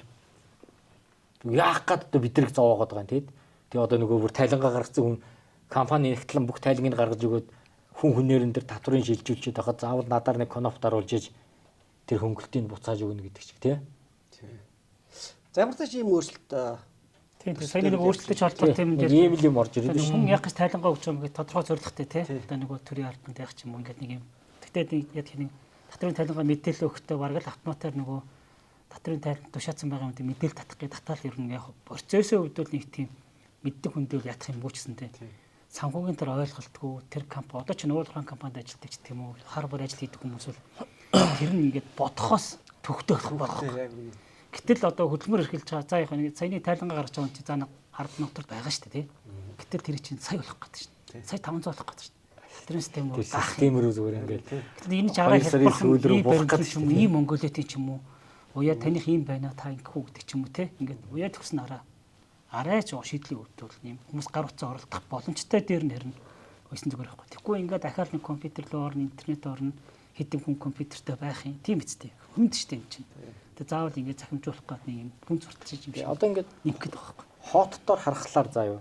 За нэг тэр умаар таас тавьчих тийм үү. Нөт дээр 400 тий 400 сая гэсэн юм бас нэг босго тавьж штэ. Хотдоор тэр бом. За аж ахуйн нэгждэр 300. Тэг нэг үеийн дотор. Нэг хөө. Нийт орлогоос шүү дээ ашигасаа биш. Аж ахуйн нэгэн нь болохоор зардалтаа хасаад 1 хөв шүү заяа. 300 уу? Тий. Борлуулалтаас биш юм. Биш Борлуулалтын орлоготой ашигаас нэг шүү. Аж ахуйн нэгэн ч Гэтэ 300 сая хүртэлх борлуулалтын орлоготой бичиж бизнесүүдүүд үндсэндээ зарлаа барна үндсэндээ тоглож чаддгүй. Тэр үндсэндээ бараг орлогоос нэг орлогоос өгч байгаа байхгүй. Тэгэхээр энэ 3 ялгаатай тоо штэ. Би энийг яттай бүгдийг нэг тэр хүн болгомоор байна. Адилхан баймаар төгөл бүр гоё байна. Яг үнэ. Хэрэгжүүлэхэд амраа. Би тэр хүн хүртэл үйл ажиллагааны орлого олдог. За тэндээсээ би одоо юу төлье? Зардлаа нэгэнд нотлохоос надад тэр чинь төвөгтэй байна шүү дээ. Зардал нотлохгүйгээр би ингээд орлогын албан дотор төлье гэж бодтол 400-ээр очихлоор нь би нэг төлөгч болчиход. Тэгэнгүүт би баахан тайлан, пата, систем, програм, поц гэ тэ ийм юмтай болчиход байгаа байхгүй юу? Өмнөх хараа татврын бүгдийг л адилхан одоо 1 тэрбум байгаа 1 тэрбум 2.5 бол 2.5 бүгдийг ийм. Харин тэр яриад байгаа Одоо ингэж байгаа байхгүй. Одоо хүмүүс шүү дээ тий. Тэр хэлбэрсэн гормын нэг хөвч хэдэн онд хуулинд орж ирлээ? 24 оны 1 сарын 24 оны сарын. Хүмүүс нөгөө орлогын үндсэндээ хувийн татвар хэлбэрсэн гормоор 1 хөв гэж ойлгоцохоор юу гэж ойлгосон бэ гэхээр орлогын татвар, нэмэгдсэн үртийн татвар бүгдээрээ л 1 хөв гэж ойлгочихж байгаа байхгүй. Зүгээр энгийн зүгээр мөрөөрөө ажил хөдөлмөр эхлээд явж байгаа хүмүүс энэ ялгааг мэдхгүй байхгүй.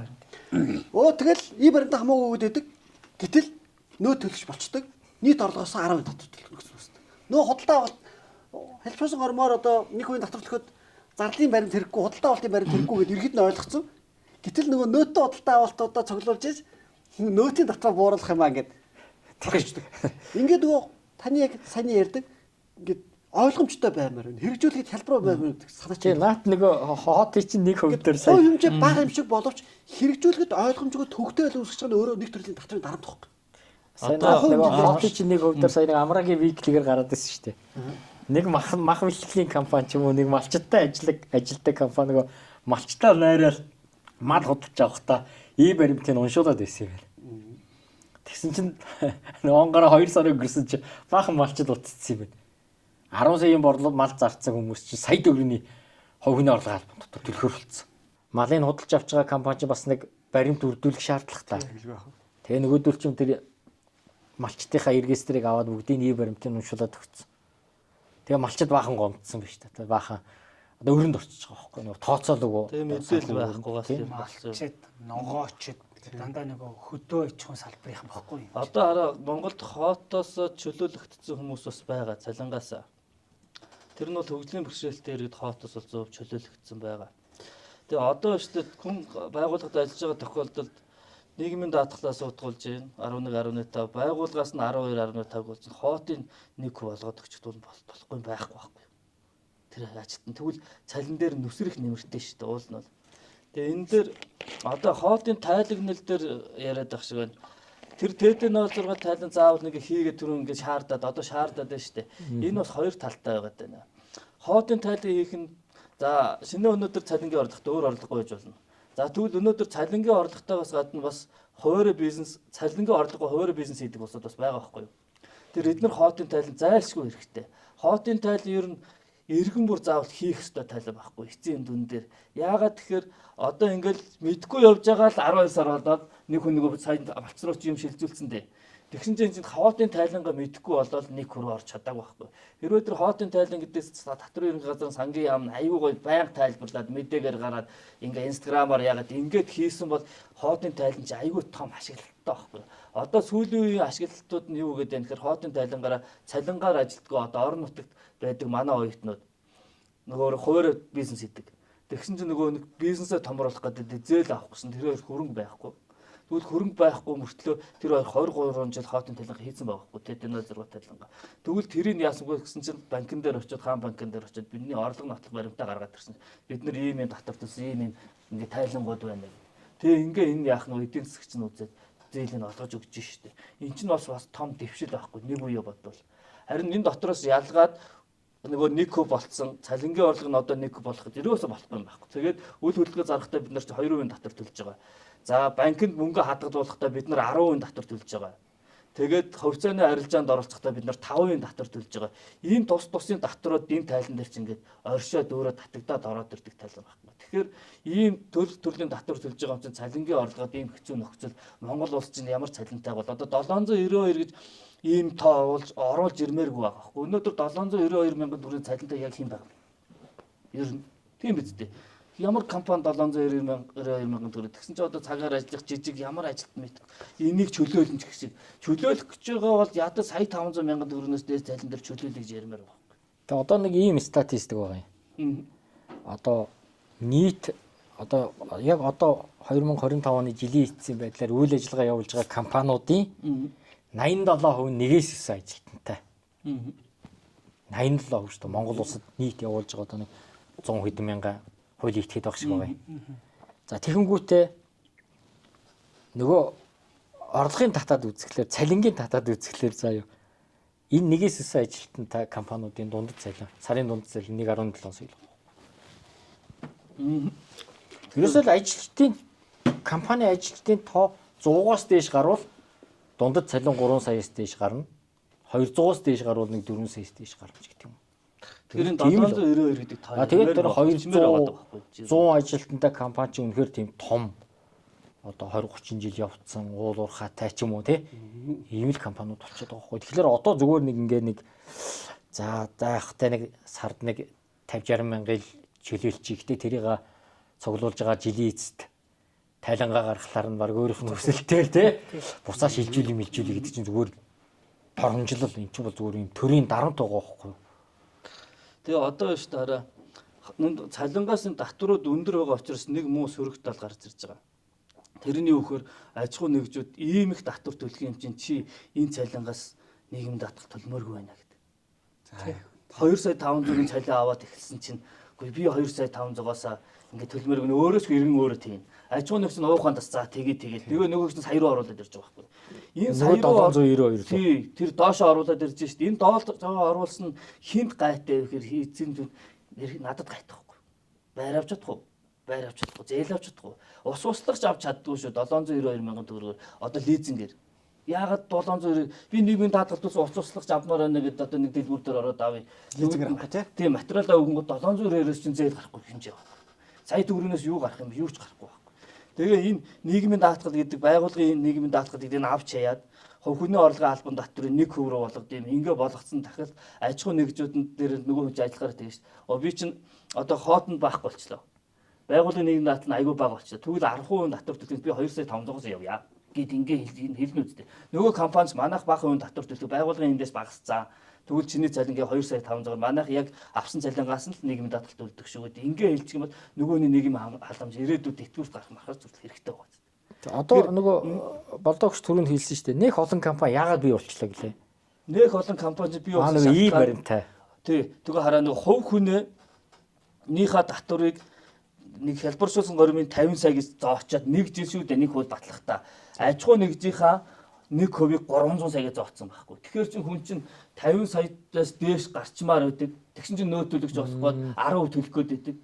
Тэгсэн чин аж ахуй нэгж чин болохоор 300 сая хүртэл 1% хичгээр чин хуваараа бизнес хийх ямар шаардлага байхгүй. Тэгээд баг нэгтлэн байхсан ингээд бүүн компани байгуулсан. Тэгээ одоо тэр компаниудаа татан болох гэсэн чин компани байгуулах нөгөө хүүхдтэй бас явдаг үлээ. Хүүхдтэй бол амархан хүүхэд өсгөх хэцүү гэдэг шиг компанитай болох амархан компаниг дампууруулах бүр хэцүү. Компаниг дампууруулах гэж баг байхгүй. Бөө гол усаар нэг юм. Одоо манай энэ улсын бүртгэл дээр хуулийн этгээдийн улсын бүртгэл дээр 260 мянган бизнес регистр санд бүртгэлтэй аж ахуй гэж байна. Тэдгээр юм шүү дээ, тий. 50% ч хүрэхгүй хувь нь тайлан тооцоо гаргадаг. Итгэвчтэй тайлан тооцоо гаргаж байгаа этгээдүүд юм байна шүү дээ, тий. Мөн одоо бараг 50% нь X-тэй байна. Тэгэл доош. Үндсэндээ энэ бизнес эрхцүүд одоо мөрдөж байгаа энэ мэтлэн татврын хуулиудаас болоод хий хоосон цаасны компани байгуулах юм өсөж шүү дээ. Одоо сая энэ ярьж байгаа шүү. Тэгээд хараа X талангаа хийж чадахгүй 4 сая төгрөг болчих واخ. Тий. Тэгээд ямар хэрэг байх юм. Тэгээд компани X талаа хийж чадахгүй байгаа юм чинь байж тээ. Гэтэл бүхэлд ингээд нөгөө үүр хүлээгээд X талаа өгөх гээд компани хийж чадахгүй байхад ажилчин хийх үү тэрийг харин тий. Бүх иргэн. тийм Тийм ажилчин хийхтэй байгаа тайлан чинь тэндээ өөр шүү заяа. өөр чинь хийх байх Тэр ингээд тэнд 06 тайлан заавал байх ёстой тайлан. Хийхэд хялбархан тайлан яг цагаат болох юм. Тэрийг харин тэрний мэдээллийг л татврын ерөнхий газар жил болоо өгөөч гэж би хэлээд байгаа. Яагаад гэвэл дэлхийн улс орнууд бас л энэ иргэний тайлантай. Энэ чинь яг урдаа барьж явах материал нь байхгүй яг нэг үлээд. Тэр бол нэг даахтар. Наадахтай илүү амархан болгомоор. Амархан ийм өнгөл хийдэж болгомоор. Одоо тэд 06 амархан шүү. Ер нь бол амархан айгуугүй зүгээр ороод хадгалаас давтараад мэдээ татхад хинхэн өөрөө гараад ирнэ. Та ийм юм. Амархан. Гэхдээ тэр баримт дээр нэг бас нэг балаа юм байна те. Би орлогоо 2 янзаар бүртгэх гээд байгаа байхгүй юу? За би орлогоо бол бүртгэнэ. Орлогоо бүртгэхлээр тэр чинь бол миний үйл ажиллагааны орлогыг бүртгэдэг дээ шүү дээ. За тэнгуүтээ би зардлаа яаж бүртгэх юм? Иргэн. Тэгэхээр одоо тэр чинь асуудалтай. ингээд нэг орж гарах юм уу? Ахаадаг бизнес гэдэг нэг юмар одоо буцаад орох юм уу гэх тий. Тэгэхээр одоо энэ минийг бол ингээд нэг болгомоор байгаа байхгүй юу? Амархан тийм сонголттой тий. Одоо нэг бол компьютерийг хийсэн халцлаа. Түрүүний гол сэдв чи юу? Тэгээд түрүү хоттой уйлдаад цалиусан дор ногддог эндээс сая ярьлаа шүү дээ, тий. Тэгэхээр энэ хий осон цүнхний компани байгуулагдаад байгаа шалтгаан чинь бас эндээс байна. Хувь хүн баяр хүү ингээд нэг компанид ажиллахгүй шүү. Би ингээд хуурай бизнес эрхлэгч ирэх байхгүй. Хуурай би ажил хийдэг. Энд компанид очиж үүсгэж үзүүлдэг. Гэтэл нийгэм одоо хэдүүлээ татврын хууль ярьж байна тийм үү? Тэгэхээр яг харахгүй татврын хууль ярьж байгаа нөгөө л нийгмийн дадлын хуультай холбож ярихгүй болохгүй болж байгаа. Манай нийгмийн дадлын хууль юу гэхээр энэ татврын хуультайгаа уялддаггүй. Татврын хуулийн дээр бол хувь хүний орлогыг цалин өсний орлого, хуурай эрхэлж байгаа бизнесийн үйл ажиллагааны орлого гэдээ ангилж байгаа. Гэтэл нийгмийн дадлын хуулийн дээр очихоор яаж юм гэхээр баяр хүү хөдөлмөрийн гэрээгээр цалин хөдөлмөрийн өсний орлого олсон ч бай, хувь иргэнээрээ ажил үйлчлэгээ бусдад үзүүлээд орлого олсон ч бай тэрийг цалин өстэй адилхан орлого гэж авч үзээд нийгмийн дадлалт оцоод байгаа. Би ажил гүйцэтгэх гэрээгээр бусдад үйлчлэгээ үзүүлээд орлого олж авах тэрийг цалин өс гэж шууд нийт нь авч үзээд нийгмийн дадлал ногдуулахлаар нөгөө ажил олгогч юу гэж хэлж байгаа гэхээр за баяр хүү чамаас би хувьнтэй чи гэрээлэхгүй. Хувьнтэй гэрээлчих чинь нийгмийн дадлалын хуулиар заавал чамд өгж байгаа тэр төлбөрөөс чи нийгмийн дадлал чамаас судах гэдэг бас надаас 12.5-ыг нэмж авах. Ингээд 24%-ийг судах юм байна.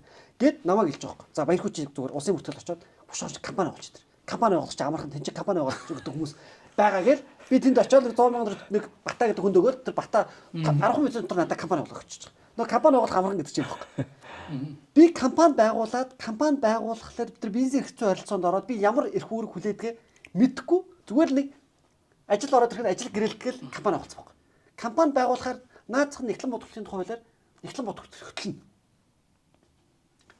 Датвын тайлангаас гадна санхүүгийн тайлан гээд нүсрээ мөхтлөнө. Тийм үү?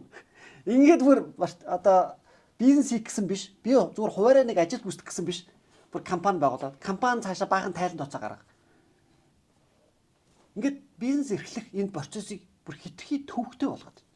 Зүгээр иргэн хүн ингээд нэг одоо юу гэх юм. Үйл ажиллагаа эрхлэх тий. Ажлынхаа үндсэн ажлынхаа хажуугаар юм туслах үйл ажиллагаанууд эрхлэх асуудлыг амар хүнд болгоо хийж байгаа. Нэгдүгээр иргэндээ хүнд, нөгөө талдаа компаниудаа хүнд. Хоёр бүгдэнд нь хүнд болчихж байгаа. Одоо энэ дээр би нэг нийтээр буруу ойлголтыг хэлээд гээ заяа. Нийтээр.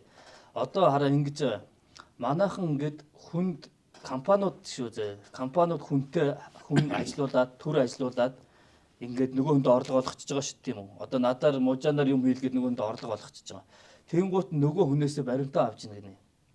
Компани чинь нэгтлэн. Сая энэ хүнээс баримт авч юм чи одоо баярхуугаас баримт авч ийн чинь баярхуутай ажил гүйцэтгэх ингээд дуусцаа.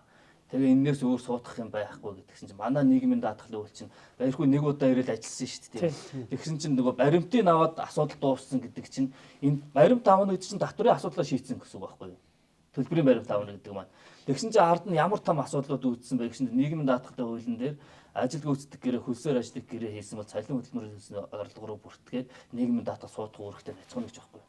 Тэгсэн чинь манайх баримт авсан бол нэг бүх юм шийдсэн болцсон гэж суугаад байсан чинь дараа нь асуудал нь нийгмийн даатгалын дотор орчихдөг байхгүй.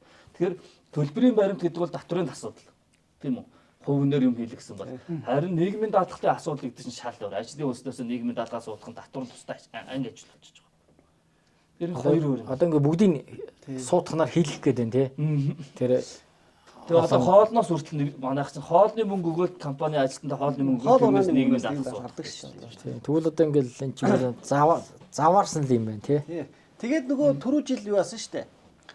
Улсын хурлын гишүүн Төвшин нарын санаачилсан энэ ажил гүйцэх гэрээ хүсээр аш гэрээнээс өөрөөр энэ ажил гүйцэх гэрээ хүсээр аш гэрээ чи хөтөлбөрийн хуулиар зохицуулагдсан харилцаа биш. Энэ бол цэвэр иргэний хуулиар зохицуулагдсан харилцаа.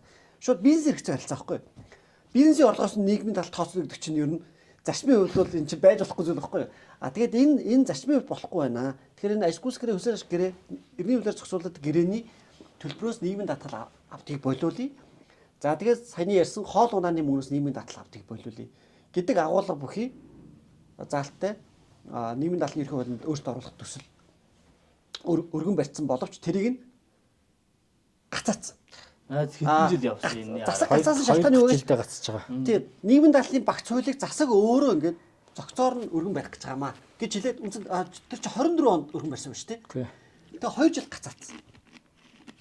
Яг гоо зүгээр нөгөө нийгмийн даатгалын орлогонд буурах гэдэг байгаа байхгүй юу? Гацж байгаа даа биш. Бас тийм баг. Тэг ерөөсөө л үндсэн шалтгаан тэр нийгмийн даатгалын тэр сангийнх нь орлого одоо нэлээд дутах гээд байгаа. Тэгэхээр эн чинь ер нь явж явж шинжлэл юм уу? Эсвэл зүгээр дүн өөрчлөж байгаа. Одоо зүгээр ингээд нэг одоо энэ засгаас орж ирж байгаа одоо за 3 хуулиндээ тий ерөнхий хууль яг нэг жоохон юмтай штэ. Аж ахуй нэгждэр ч гэсэн нэг жижигхэн юм байгаа тий. За аж ахуй одоо тэр бүлэглэлийг л одоо орлогын бүлэглэл дээр бас дотор үлдэх яаш байна те. Орлогын юуг л нэг жаахан яаж өгч байгаа штэ. За аж ахуй руу орох уу? 1.5 2.5 болгож байгаа. Хот ч бас дотор байх шиг байна. Хот дээр Орос улсын хөнгөлт идэлт юу чинь бас орж ирж байгаа. Аагүй тэр чинь байх хуучнаар. Тэгээ 2% татвар дээр чинь магадгүй 15 байсныг хуучнаар болгосон шүү дээ. болгоцсон. Хуучин хэвээрэл байх чи ер нь бас эвгүй шүү. Манайхаараа ингэж байдаг шүү заяа. Татврын хөнгөлтийг өндөр бах гарч ирэх тусам иргэд өндөр авна гэж бодоод байдаг байхгүй юу. Тэгсэн чинь одоо та нар ингэ бодъё да. Одоо 15 болчлоо гэж бодъё заяа. Өнөөдөр би сая 500-ийн цалинтай хүн байлаа гэж бодъё. 15 болохоор анх байраа аваад 15 сая төгрөгийн хөнгөлт эдлэнээс баярлан да. Тэгвэл уучлаарай үгүй маа. Яагаад тэгэхээр хүн ямар нөхцөл хөнгөлт эдэлтэй юм бэ гэхээр тухайн жил та хэдэн төгрөгийн татвар төлсөн тэр төлсөн татвараасаа буцааж олгодог болохоос тэр 15 шуугаад эдэлдэг юм биш байхгүй юу. Тэгэхээр одоо сая 500 2 сая төгрөгийн цалинтай хүн чинь жил төсрөл 200 сая төгрөг төлөх юм байхгүй юу? Татвар. Тэгээ тэрийг л буцааж авна шүү. Тэгсэн чинь 15-ыг болгож ийн аавна гэхээр энэ хаашаа чиглэж ирэхээр өндөр цалинтай 5-аас дээш зүрхний цалинтай хөнгөрсөө чиглэлтэй хөнгөлөлт яваад байгаа байхгүй. Тэгэхээр бага орлоготой улсууд чинь одоо 6 сая гүйцэд авч чадахгүй улсууд зөндөө их байна. 6 сая байгаа шүү дээ. Тэгсэн нөгөө хүн чинь сарын цалин 2 сая. Тэгэхээр чинь жилийн цалин жилийн цалинаас нэг жоохон мөнгө гарна гэдэг. Юу 6-аар болчих. Тэгээ энийг 3 жил дараалал давхар нэг жилд нэг 600 мянга 800 мянга гээд сая гаруй төгрөг аваад 6 сая авч амжидгүй шүү дээ. Тэгээ нөгөө Амжихгүй татвар буцаалт Яаж амжих юм бэ? төлсөн татвараас илүү буцааж авна гэдэг байхгүй. Тэгэхээр 6 сая бага цалинтай хүн бол тэр орон сууц авсан ч гэсэн тэр 6 сая төгрөгийн татварын буцаалт эдлэх боломж байгаа тийм үү? Гэтэ тэрийг бүтэн эдлэх боломжгүй. Бага орлоготой хүн бол. За тийм аа. Тэгээд нөгөө одоо энэ нөгөө талаа баг урттай ирээд дэмжих гээд байгаа. болгоч Хууль байхлавч өндөр орлоготой улс руу шууд чиглэж байгаа. Гэхдээ гэдэг юм чорж ирдэг байгаа юм шиг тийм. бас тийм. Өөрөөр би тэр 6 сая төгрөгийн татварын буцаалтыг авах хэмжээний өндөр цалин орлоготой байгаад өндөр татвар төлсөн байж л тэрийг бүтэн авч чадна. Тий. Тэгээс баг татвар Бага татвар төлсөн бол би тэрийг бүтэн авч чадахгүй. Тэр багцуулаад илүү энэ татварын хууль хоотын хууль багцуул руугаа жижиг орлоготой улсууд руугаа жижиг бизнес руугаа их орох хэрэгтэй байхгүй. Бүр өгөөдөө хааны хууль тэр хөвчүүр говчуур албан гурван татвар байхдаа хөвчүүрөөс доош яг бага орлоготой 10-аас бага малтай айлуудаас татвар авдаггүй систем байсан байхгүй. Тэгсэн чинь манайх шууд одоо бизнес гэхэл аж ахуйн нэгнээс шууд нөтдөө бүх юмтай татвартай. Ийм гэж юу байсан. Нөгөө хүн чинь ингээд одоо хүлд ороогүй мөлхөж яваа амтныг шууд том хүнтэй адилхан татвар тавина гэдэг чинь буруу систем байгаа зү. Тэр нь хоотын хуулийн дээр бас янз бүрийн нүд зөндөө байна.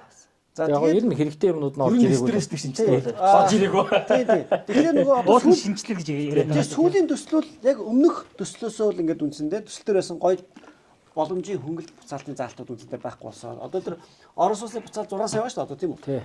Тэр чинь бол шинэ хуулийн төсөл дээр одоо энэний өмнөх төсөл дээр 15 сая. Сургалтын төлбөрийн хөнгөлөлт буцаалт нь 10 сая байсан байхгүй юу? Одоо тэр хуучнараа тэр заалтуудыг байхгүй аваадсан байл. Зүгээр ер нь бол одоо энэ учрал сайдын барь одоо энэ өргөн барьсан төслүүдийг ерхэн зүгээр харахад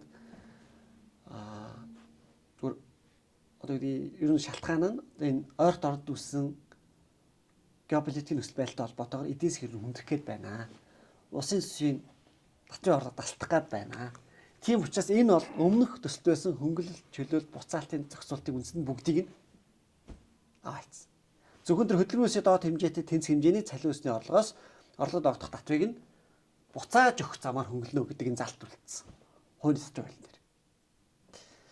За ийм ба. Хуулийн төсвийн Ер нь юу ч өөрчлөгдөхгүй л гэсэн. хуулийн төсвийн хууль дээр үндсэндээ Нэг тийм амар айхтар тийм сүртэй амар одоо хөнгөлж мөнгөлөөл амар ачаал мачаал бууруулаад ах юм ерөөсөө орж ирээгүй энэ. Цалингийн орлого 1 хөв болгоход ер нь одоо буруу юм уус байхгүй шүү. Байхгүй ямар ч яах гэж нөлөө үзүүлэх. Одоо хараа та нар ингэ бодлоо. Өнөөдөр ингээд хүний татварлууд дайраад байгаа болохоос Монгол тараа татвараас анги зөндөө олон бизнес хийдэг байхгүй. Бүр хөгжөө цэцэглээд бүр амар групп болцсон. Тэр нэг орон сууцны түрээсийн бизнес. Би энэ дээр яриад бүр нүсэр ихээр хараалгасан шүү. Орон сууц түрээсэлдэг дундаж хүмүүс нь 40-50 байртай. Хамгийн өндөр тоотой 137 байртай. Тэгээ хизээч улсад татвар төлж байгааг түрээсийн орлогоос. Тэгээ би энийг түрээсийн орлогоос татвар авдаг системтэй болгоод байгаа чигээл ингээд нэг рилсэн чинь хүмүүс доор нь орж ирэл чимүүстэй гуйлгсан царайлсан амт байрчгүй юмуд ингэж л ярина барина. За тэгээ татвар авдаг юм бол түрээсэлж байгаа улсууд нь ядарн зүтрэнч гэх шиг.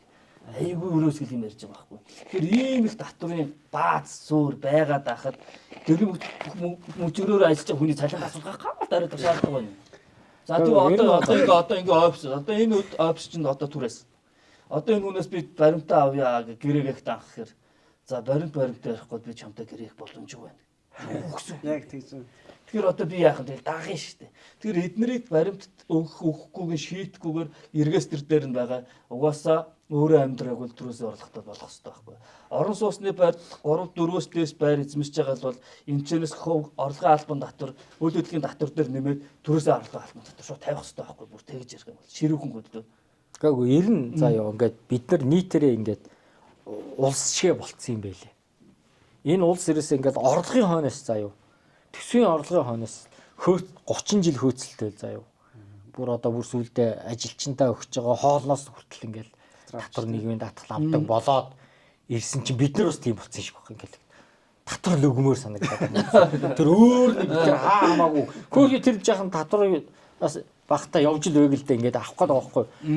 Гэтэл яг өнөөдөр ингээд улсын төсвөд цуглаж байгаа мөнгө гаргалж хангалттай мөнгө байгаа байхгүй юу? Энийг энд хэдэн хувийн хулгай байгаа юм. Хэдэн хувийн үр ашиггүй зарцуулалт байгаа юм гэдгийг гаргаад ирвэл энэ нөөтийг 5% болгох, хоотыг 1% болгох. Өө тэр жижиг мижиг аж ахуйн нэгжүүдээр нөөтийн босхийг хэд те 2.5 тэрбум болгоно те. Зүгээр чөлөөтэй гараад ирэх юм байгаа байхгүй юу? Тэгэхээр одоо бид нар ер нь монголчууд хангалттай татвар төлд юм байна. Үнэхээр хангалттай төлж байна. Одоо маш боломжийн байна. Одоо энийг л зарцуулалтын дээр л анхаарах хэрэгтэй байна. Зарцуулалт тэгэх юм бол ямар ч асуудал алга. Одоо болохоор ингээл төсөв хэцүүдлээгээл яг ингээд 4 жил явах гээд байгаа байхгүй юу? Одоо 24 оноос хойш.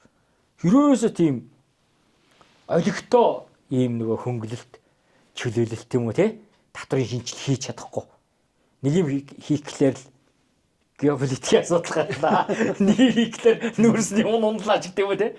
Ингээд энэ зовлон бол дуусахгүй. Төсөвтэй холбоотой зовлон яг өнөөдрийн бүтц дээр бол дуусахгүй. Тийм учраас татварыг огцон бууруулна гэдэг бол тэр өөрчлөлтийг хийх сигналыг өгч байгаа байхгүй. Тэр өөрчлөлтийг хийхээс өөр аргагүй болох юм билээ. Тэгэхгүй хийхгүй байхгүй надад бол чи. За. Нөхдөөд угаасаа нөгөө жагсаж мэгсдэг юм чинь. За нэг сошиалд хэвлэл мэдээлэлээр нэг үсрээл 7 хоног шуугилдаал. Тэгэл хайчих юм чи ингээл ирсэн ингээл. Би бол одоо энэ удаагийн энэ жижиг косметикээр ингээл батлагдаад энэ хавар батлагдаад энэ цаашаа явах юм бол энэ татврын дарамт. Одоо энэ олон дампуурч байгаа жижиг дунд аж ахуйн нэгжүүдийн улам их болно. Улам л цаашаа сүртэй дээрдэх юм бол баг. ерөөсөө дээрдэхгүй. Амьсгаа авахгүй. Тэр нүүтийн босго мосго чинь зүгээр инээтэй юм байхгүй. Тэр чинь 400 болгохаа гэдэг. Ерөөсөө тийм амар ингээд баярлуулаад байгаа юм. Ерөөсөө байхгүй шүү дээ тэнд. Хүмүүс амар зүгээр ингээд нөгөө бизнес эрхлэхгүй хүмүүс харчаа баярлаад байгаа байхгүй юу? Яг бизнес эрхэлж байгаа тэр нөөтийн дарамттай хүмүүс тэр 400 бол зүгээр. Үгүй тэр яг мөн чанараа тоон дээр л яагаад те 50-ыг 400 болголоо. Тэгвэл ингээд юм таалагдтал юм яваад шүү дээ тий. Зүгээр л юм. Тэгтэл яг гэдэг нөгөө бас нэг индекс баймаар шүү дээ. Одоо энэ татварын одоо нэг нэмэлт өөрчлөлт хийгдснээр эдийн засаг яаж цаажрах юм? Тий? Хүний орлого яаж нэмэгдэх юм? Ажлын байр яаж нэмэгдэх юм? Эсвэл одоо ингээд дампууртайгаа бизнесүүд нь яаж цөөрөх юм тий. Энэ ингээд одоо нөгөө төсвийн цикл сонгууны циклтэйгээ уялдаж байгаа хэрнээ ингээд бас тоон дугуйл гардаг хэрэгтэй шүү дээ. Тэрийг яа л та.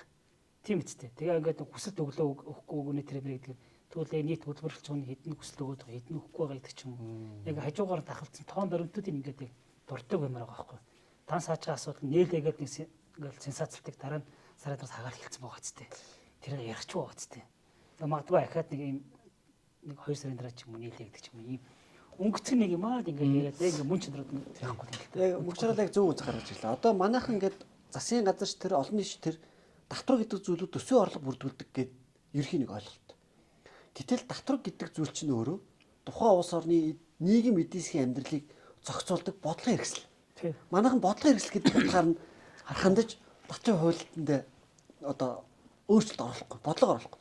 Зүгээр хувь хэмжээ босхийг дээш нь доош нь өсгөх замаар за ингээд одоо босхийг ингээд өсгснөөр эсвэл хувийг ингээд доошлуулснаар одоо иргэд аж ахуйн нэгжийн татврын ачааллыг төдөн их найдаар бууруулж яана л гэж яриад байгаа.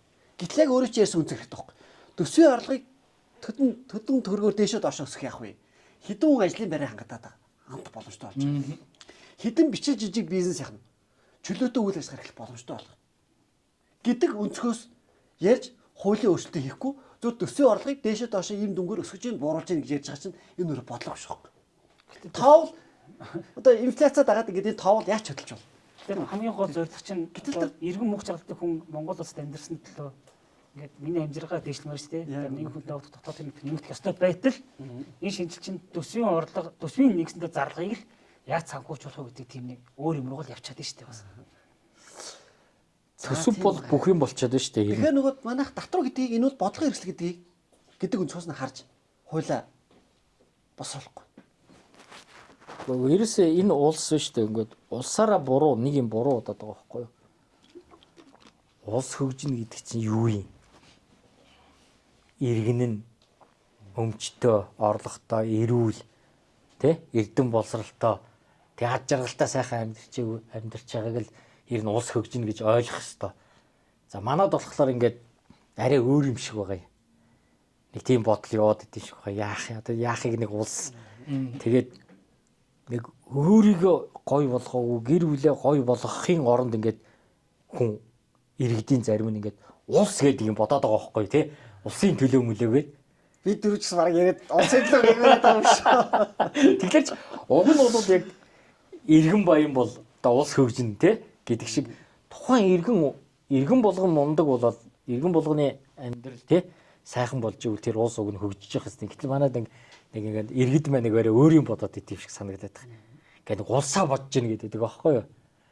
Уг нь бол яг өөрийнхөө гэр бүл өөр хүүхдийг ингээд бүр ингээд яста сайн бодвол тэр чин уг нь улсаа бодож байгаа юм байгаа байхгүй. Гэтэл тэднийг хайчаад давих гээд байгаа шиг санагдаад. Санаа сайхан юм даа гэдэг шүү дээ. За аж ахуйн нэгдэр бол нэг юм байхгүй тийм үү? Аж ахуйн нэгдэр зүгээр амар юм бол байхгүй шүү дээ. Айхтар юм байхгүй. Зүгээр том аж ахуйн нэгжүүдэд зориулсан нөө шатсан татврын босхийг бас жоох хөрчилсөн. Тэн дээр одоогийн хуулиар ч юм бол 6 тэрбум хүртэлх одоо ашигт нь 10%-аар 6 тэрбумаас авсан ашигт нь 20% татвар бодуулдаг тийм. За тэр дуунд нэг шатал гарч ирсэн 15% шатал. Өөрөөр 6 тэрбумаас 10 тэрбум хүртэлх орлогот нь ашигт нь 15%, 10 тэрбумаас авсан одоо ашигт нь 25% татвар бодуулна. Аж ахуйн нэгжлэр бол ердөнцөндөө одоо хэлж болох онцлог ганц зүйл нь энэ л. Тэгээ нөгөө нэгийг 2.5 болгож байгаа юу? Нөгөө 9% буцаад. За 90% тий. За чи нэг байсан тий. 1.5 билүү? Одоогийн хуулиар бол 1.5 1.5-ыг 10%-аар ашигын төрлөө төсөл авчихынхаа 90% буцааж авах зохицуул даа. Үндсэндээ яг ийм байгаа. Тэгээд одоо засаг болохоор энэ өөрчлөлтөө юу гэж тайлбарлаж байгаа гэхээр амар юм болж байгаа гэдэг. 2.5 тэрбум хүртэлх борлуулалтын орлоготой бизнесүүдийн ашигын татвар 1% гэж сурчлаад байгаа юм. 1% биш. Ашигаас 10%-аар татраа төлчөөд төсөн татрынхаа 90% буцааж авах. Буцааж авахдаа бас л нөгөө төрөний ярьдаг шиг тий нөхцөлтэй. Гэхдээ нөхцөл. Өөрөөр хэлбэл татрын алба тэр тайлан тооцоог шалгана. Шалгаад бүх юм шалгаад онц дүндээ тайлан гарах юм бол 90% буцааж авах. Гэтэл жижиг дунд бизнесүүд тайлан тооцоон дээр алдаа гарахгүй байна гэж бараг байхгүй. Миний туршлагаар би ч одоо зөвлөх хүн шүү дээ тий. Хүмүүсийн одоо аж ахуйн жишээ тайлан тооцоог шалгах юм хэлдэг зөвлөгөө өгдөг юм баггүй. Тэгэхээр миний ажиглалтаар жижиг дунд бизнесүүд ямар нэгэн байдлаар алдаа гарна. Тэгэхээр яг зүгээр онц дүндээ тайлан авчих юм бол 90% буцааж аавна. Гэхдээ тэгдэг цөөхөн баггүй юу? Цөөхөн. Тэгэхээр зүгээр л уг нэг болгоч хурж шүү дээ тий. Одоо заавал тэр нэг онц сайн дунд юм уу?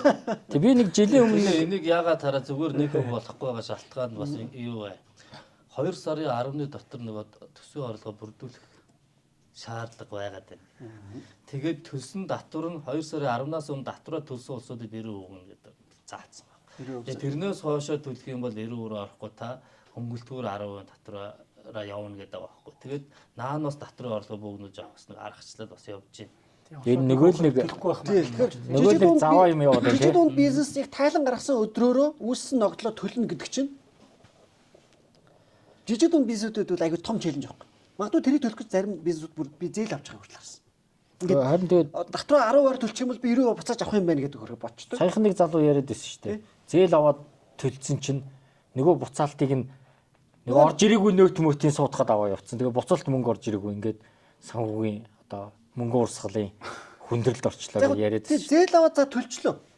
Ингээд тайлангийн шалгаад алдаагүй тайлан байж ч буцааж өгнө шүү дээ. Тэгэхээр алдаагүй байх гэдэг магадлал хэрэг. Гэтэл жоохон алдаа гарчлаа. Тэгвэл үндсэндээ 90% буцаалт авчихдаггүй. Нөгөө хүн 90% буцаалт авах гэж бодоод багнаас зээл аваад татвар төлсөн баг. Одоо тэр 1.5-ыг чинь заа юу. 2.5 болгоход 100 хүрэхгүй тэрбум төгрөгийг л асуудал үүсэж байгаа байхгүй төсөв ячаална. Одоо нөгөө туулын хурдны замын урьдчилгаа чинь хэд вүлээд 500 тэрбум тий. Тэрний 5-ны 1 шүү дээ. Энийг ба шүү дээ. 6 тэрбум болгочихъя заа юу. Бүр энэ одоо 90% буцаалтыг. Тэгэд төсөд ачаана дөнгөж тэр туулын хурдны замын урьдчилгааг дөнгөж давж байгаа шүү дээ. Тэгэхээр манайх ч тодорхой хэдхэн том салбар л энэ төсвийн орлогыг бүрдүүлж байгаа шүү дээ. Тэгвэл бусдын бүгдээр ингээд нэг 50 100 жил хөгжиг гээд ингээд бүр бэхжиг гээд ингээд хумар Одоо яг наад дээр ч юм болохоор байна шүү дээ тий. За юм болгон дээр нь шууд ингээл дээш нь хөнгөлтөө болгож өгөх бол тийм одоо бат тийм өрөөсг санагдаад байгаа. Одоо яг энэ улс орны хөгжүүлэх гээд яг ингээд татврын хуулиараа бодох юм бол одоо энэс арай миний нэг итгэдэг юм байдаг байхгүй юу? Төгжрлийг би буруулж чадна гэдэг. Би утааг бууруулж чадна гэдэг байхгүй юу? Хэрвээ надад ирэх мэдл байвал гэдэг шиг. Тэгэхээр дараа татврын хуулиараа төгжрөл утааг бууруулах боломжтой. Өнөөдөр Монгол улс хараа 8 аймгийн хэмжээний хүмүүс хотод орж ирээс өөрчлөсөн байна.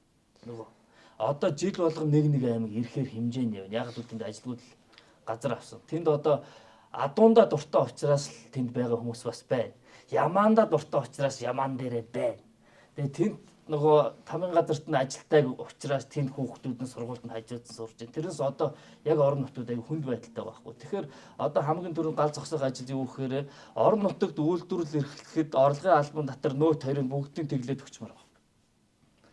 Тэгвэл яах вэ гэхээр үйлдвэрүүд хотод үйлдвэр эрхлээд өрөнд ороо хөвтөжсэн дээр орон нутагт үйлдвэр явуулсан дээр тэгээ орон нутагтээ бүр холдох шаардлагагүй шүү дээ. Одоо хамгийн түрүүнд төгжрөл утаа бууруулахад яах вэ гэхээр налах багнуур мөн үү одоо хүннүү хот гэж одоо сүндэрлчээд майдрын нэг хөшөө ирчээд олон жил болж байна доо. Тэгээ энэ тойрсон ийм хотуудтай болоод ганц үйлдвэрийн дүүрэгтэй болмоор байгаа байхгүй юу. Гэхдээ энэ хот томд биш. Тэр үйлдвэрийн дүүрэгт яг үхээр орлогын албан татвар байхгүй, нөөц байхгүй, харин хоотны куб байх нь нийгмийн даатгал байх нь гэдэг. Ингэх юм бол энэ утаа аяндаа арилгах шүү дээ. Тэрнээс манайх улс утаа 30 жил 40 жил арилгах дийлсэн. Тэр татврын бодлогоор улсыг хөгжүүлэх аюу том юм юу байгаа. Ойлгомжтой нүгэд яв. Тэр яаж нүүлэх? Одоо шин 100 айлыг нүүлгэнгээ тэнд барьсан шүү дээ. Юун дээр Дүнжингаргаар тэмдэх юм утсан. Тэгсэн чинь хэттүүд нь очиод нөгөө талбайгаа авсан. Тэгсэн чинь нөгөө одоо ажиллах хүн байхгүй. Монголчуудаа ирээ түрээслээшээ энэ би талбайг авчаад байж тэгсэн чинь наа чи ямар юу баюугаа зарах. Наа чи ганцхан замтай. Ядаж 4 зам байсан бол өөр. Ганц урдуур ганц замтай энэ дэр ямар амт очтын барилгамтай авах уу. Тэгээ одоо хов хоосон шин 100 алцахтай ш нэг том. За. Ер нь халах шалтгаан өөр биш. Одоо ингээд дуусгая. За. Нөгөөг нэг минут ингээд 2 минут ч юм Татвар тий. Одоо татвараа дүгнээд. Татварын хуулийн дээр чинь бас нэг авааштай юм орж ирсэн нөгөө юу орж ирчлээ тийм нөгөө захин юутай холбоотой юм их орж ирсэн байсан тий. Одоо нөгөө аж ахуйн нөгөөчүүдийн зардалтай холбоотой илүү нөгөө юм технологиг дэмцэн маягтай юм бас их гоё авааштай юм байна. За тэр нөгөө компаниуд хувьтай харьцаад нөгөө дансаараа гүйлгээ хийх юм бол баримт нь өөрөө яах нь үүсэх мүсгийн нэмийг одоо татвар ерөх газар хийгээд байгаа. 27 оноос энийг бол хэрэгжүүлнэ гэдэг. Нэг хүн хувь хүнд очиод карта нөгөө хүндээ уншуулчихтааш нөгөөх нь компани данснаас ихэд нөгөө хүнөөсөө баримт нэх шаардлага болчихж байгаа байхгүй. Яасан бэ гэсэн нөгөө компани дээр нь шууд худалдаа авалтын баримт нь ороод ирдэг нөгөө хүн дээрээ борлуулалтын баримт нь яваад очдөг ийм шийдвэрлэл хүрэх гээд байгаа юм байна шүү. Нэг талдаа маш зөв мөртөө бас цаашаа бас жижиг сажиг юмэр бас юм байна. Нөгөө танин мэдгүй шинжтэй юмнуудад аягүй сайн хийх хэрэгтэй байх тий. Нэг одоо нэг татврынхаа хувь хүнийхээ хуулийн энэ тайлангын талаар л аягүй хурдтай мэдээлэхгүй бол ер нь бүрхэг байгаа. Тэгээд саяны хэлбэршүүлсэн горимшгэл өсөлт өгөөг юм чинь хохин. Тэгээ энэ дээр чинь бүр ингэж заадаг шүү заяа. Сандраад өсөлт өгдөг нь 12-31-нд яана нэг хөтөлөх өстөөс 10 төлдөг. Тэгсэн чинь 19-31-нд нэг хүн гуугаад нэгтлэн өсөлтөө илгэлдэг. Тэгсэн чинь хөсөлтийн хариу ирэхгүй байжгаад оны дараа хөсөлтийн хариу буцсан байна. Тэгээд нэг хөрөө ороогүй. Нөгөөх нь сандраад 20 сая төгрөг төлөх гэдэг чинь 2 сая төгрөг. Тэгсэн чинь яасан бэ гэсэн чинь өмнөх жилийн татврын тал илгээгүй байна. Тэгэхээр өмнөх жилийн татврын тайлыг илгээсэн нэг хувийн хөсөлтөнд орох хэрэгтэй ийм журам байна. Тэр нэг өмнөх жилийг мэдээ болчих. Үгүй тэгвэгүй. Наад журам чинь хуулиасаа давтсан журам байхгүй. Хуулийн дээр нь тийм байдгүй шүү дээ. Хуулийн дээр нь бас байна. Бага юу? Өмнөх жил тулсан байвал хялбаршууланд орно гэж байгаа юм. Өмнөх жилийн тайлангаар баталгаажсан гэд ингэж үгтэй. Аж ахуйн нэгж дээр нь тийм шалтгаан баг тий. Биш. Юун дээр хувь хүн дээр байхгүй шүү дээ. Өмнөх жилийн гэж. Ер нь татврын албад дандаа ингэж буцааж байна. Энэ жил тайлангуудыг. Одоо ингэж шүү дээ. Татврын жилийн баталгаажсан тайлангаар 1 тэрбум хүртэлх төгрөгийн албан татвар ногдох орлоготой хувь хүний хүсэлтэд үндэслэн түүний үйл ажиллагааны орлого нийт юм. Одоо тэгвэл шинэ хуулийн төслөөр тэрийг өмнөх жилийн гэдэг үг. Тэрийг байлгахгүй байлгамаар байгаа байхгүй. Тэгээ сая зөндөө олон улсуудад буцаасан шүү дээ. Хувь хүн үсээ. Одоо би бол энэ хүсэлтэд үндэслэн гэдэг энэ 3 үгийг нь хасуулъя гэж байгаа энэ хуулийн төслөөс. Уулын тэгмээр байгаа. Хасуулъя. За тэгэнгүүтээ нөгөө таны хэлээд байгаа ТТ 06-аар оронгууд зүгээр 2 цонхол байж идэг. Хэлбэршүүлсэн нар бол энэ дээр дараа нөгөө Одоо яг тэр цонхон байгаа шүү. Ашгаасаа үгүй. Энэ жил. Аа. Одоо болохоор нөгөө хүсэлт өгсөн хүнд бол гараад ирж байгаа шүү. Тайлан дээр бол цонхон байгаа. Тий. За одоо төгөлдөг хэрэг гараад байгаа шүү. Одоо тэгэхээр хүсэлт өгдөггүй л болгоч юм байна. Зүгээр тэр цонхноос сонгоод явчих гэвэл өмнөх юм аа ер нь болцоор байгаа ч тий. Одоо окей. Өгч болно гэдэг тиймэрхүү. За хэдүүлээ сая За ингэ нэгтгэхэд дуусгая тий. Одоо сайн хэдүүлээ базарлаа. дөрөв хууль өөрчлөлт орж байгаа. Тий. Одоо ганц хууль үлдсэн татвын ерхий хууль. Би өөрийнхөө одоо тэр хугацаанд татвын ерхий хууль дээр гол ямар өөрчлөлт орсныг зүгээр очихоо. хамгийн сонирхолтой гэдэг. Харин тий. Гэхдээ ер нь Хамгийн яг ер нь суур харилцааг зохицуулдаг хууль гэхгүй татвын ерхий хууль чинь тий. Одоо нөө босролын ерхий хууль гэдэг шиг тий. Татвын үндсэндээ энэ чинь 30 нэр төрөл байгаа шүү дээ. нөгөө данс хаах маах чи бүгд юм. Татвын төрөл болгож тустай хуультай. Хууль болгон дээрх гол суур харилцаа зарчмыг тодорхойлж өгдөг одоо энэ зохицуулт бол татвын хууль дээр байж байгаа юм аа. За яг татвын хууль дээр бол энэ хууль дагам мөрдлийн төвшин гэдэг ийм зүйлийг оруулжсэн. Одоо бидний хэлж ясаар татвын скоринг оноо. Одоо татвын скоринг оноо гэдэг зүйл бол ямар ч хуулийн дээр байхгүй юм зүйл яваад байгаа. Одоо энийг бол яг татвын албан өөрсдөө татвар төлөгчдөө аж ахуйн нэгжтэй одоо мэдээлэл шугамар бол ингээд e-tax систем дээр нь таны скоринг оноо төлөв байх шүү гэдэг мэдээллийг өгөөд байгаа. Тэр мэдээлэл дээр үнслээд нөгөө татварлагч өөрөө одоо хуулийн хэр төвшин мөрдөж гин ирээдүйд үүсэх татвын эрслээ одоо менеж хийх тэр боломжийг олгож ийн гэж яриад байгаа. За энийг бол одоо хуулиар одоо оруулж байгаа гэсэн. За тэгээд татвын тайлангаа засах, залруулах гэдэг нэг юм боломж байдаг татвын хуулийн дээр. Одоо манай хуулийн дээр бол 24 сар. тэгээ одоо шинэ 2025 оныхоо татвын тайлан засыг гэвэл 26 онд буюу дараагийн жилд нь багтаа засах зохицуулттай. Одоо энэ хугацааг 2 жил болгож байгаа. Өөрөөр 25 оныхаа тайлан алдаа гаргасан бол тэрийг 26 27 онд засах. Ийм боломжийг одоо олгохоор зохицуулт оршсон байна. За одоо нөгөө алдарт данс хаах гэдэг нэг юм ажиллагаа байдаг тийм үү. За тэгэхээр одоо ч юм бол яаж ихлээр шууд ингээд татвар төлөөгүй утцсан бол шууд дансыг нь 100 бит хэмжлээ хаачиж байгаа. Орлогын нөлөөшөрж байгаа зарлага гаргах боломжийг хаачиж байгаа. Одоо хуулийн сэдвэр юу орж байгаа гэхлээр үндсэндээ дансаар орсон орлогын нь 20% нь үлдээгээд 80% нь татвын өрөнд авах юм байна. Үлэг маргач журмаа. За 20%-аараа тэр одоо ажилтныхаа цалин хөлсөө тэр түрээсээ төл гэж байгаа юм байна. За ямар ч 20% нь үлдээх юм байна. Одоо энэ бол би нэг айхтар тийм татвар төлөгчдөд дэмжсэн айхтар одоо гой дэмжлэг гэж бол бас хэлэхэд хэцүү байна шүү дээ тийм. Одоо хувь хэмжээ нь бол 20% л үлдээх юм байна. 80% нь татах юм байна гэж. Энэний оронд харин нөгөө татвыг төлөвлөх, тайлагнах тэр процесс ажиллагааг аль болох хөнгөвчлөх талын өөрчлөлт байвал илүү үр дүнтэй байх болов тий. За тэгээд татвыг нь хэдийгээр одоо юу гэдэг юм. За манай хуулийн дээр нэг асуудал байгаа шүү дээ. Татвар төлөх тайлагны хугацаа нэг байна гэдэг чинь айгүй тийм. Одоо юу гэдэг юм тий. Им хитрхи хатуу механик зохицуулдаг. Би тайлан илгээс өдрөөр татвар төлнө. Боддоо амьдрал дээр хараас сууж явах юм биш үү тий. Тайлангараа дуусаад тэгээд сенд хийлээ төлнө. Шууд сенд хийлээ нэхэмжлэл нь автомат үүсэж байгаа. Тэгээ шууд тэр үедээ төлөх. Хууч нөгөө 2 сарын 20-наар хаадаг шүү дээ. Одоо ч гэсэн тийм тийм юм биш үү. Тэгээд тэр нь хэвээр. Гэтэл амьдрал практикээр тийм боломжгүй байдаг учраас аж ахуйн нэгжүүд ингээд татвын өрнө хураагдаад явчихдаг. Тэгээд татвар төлөөгүй хоногоор нь тооцоод дараа нь алдан хүү торгол алдан бодоо явчихдаг. Ийм одоо хатуу зохицуулт. Тэр нь хэвээр илүү тэр нь хэвээр байгаа юм уу?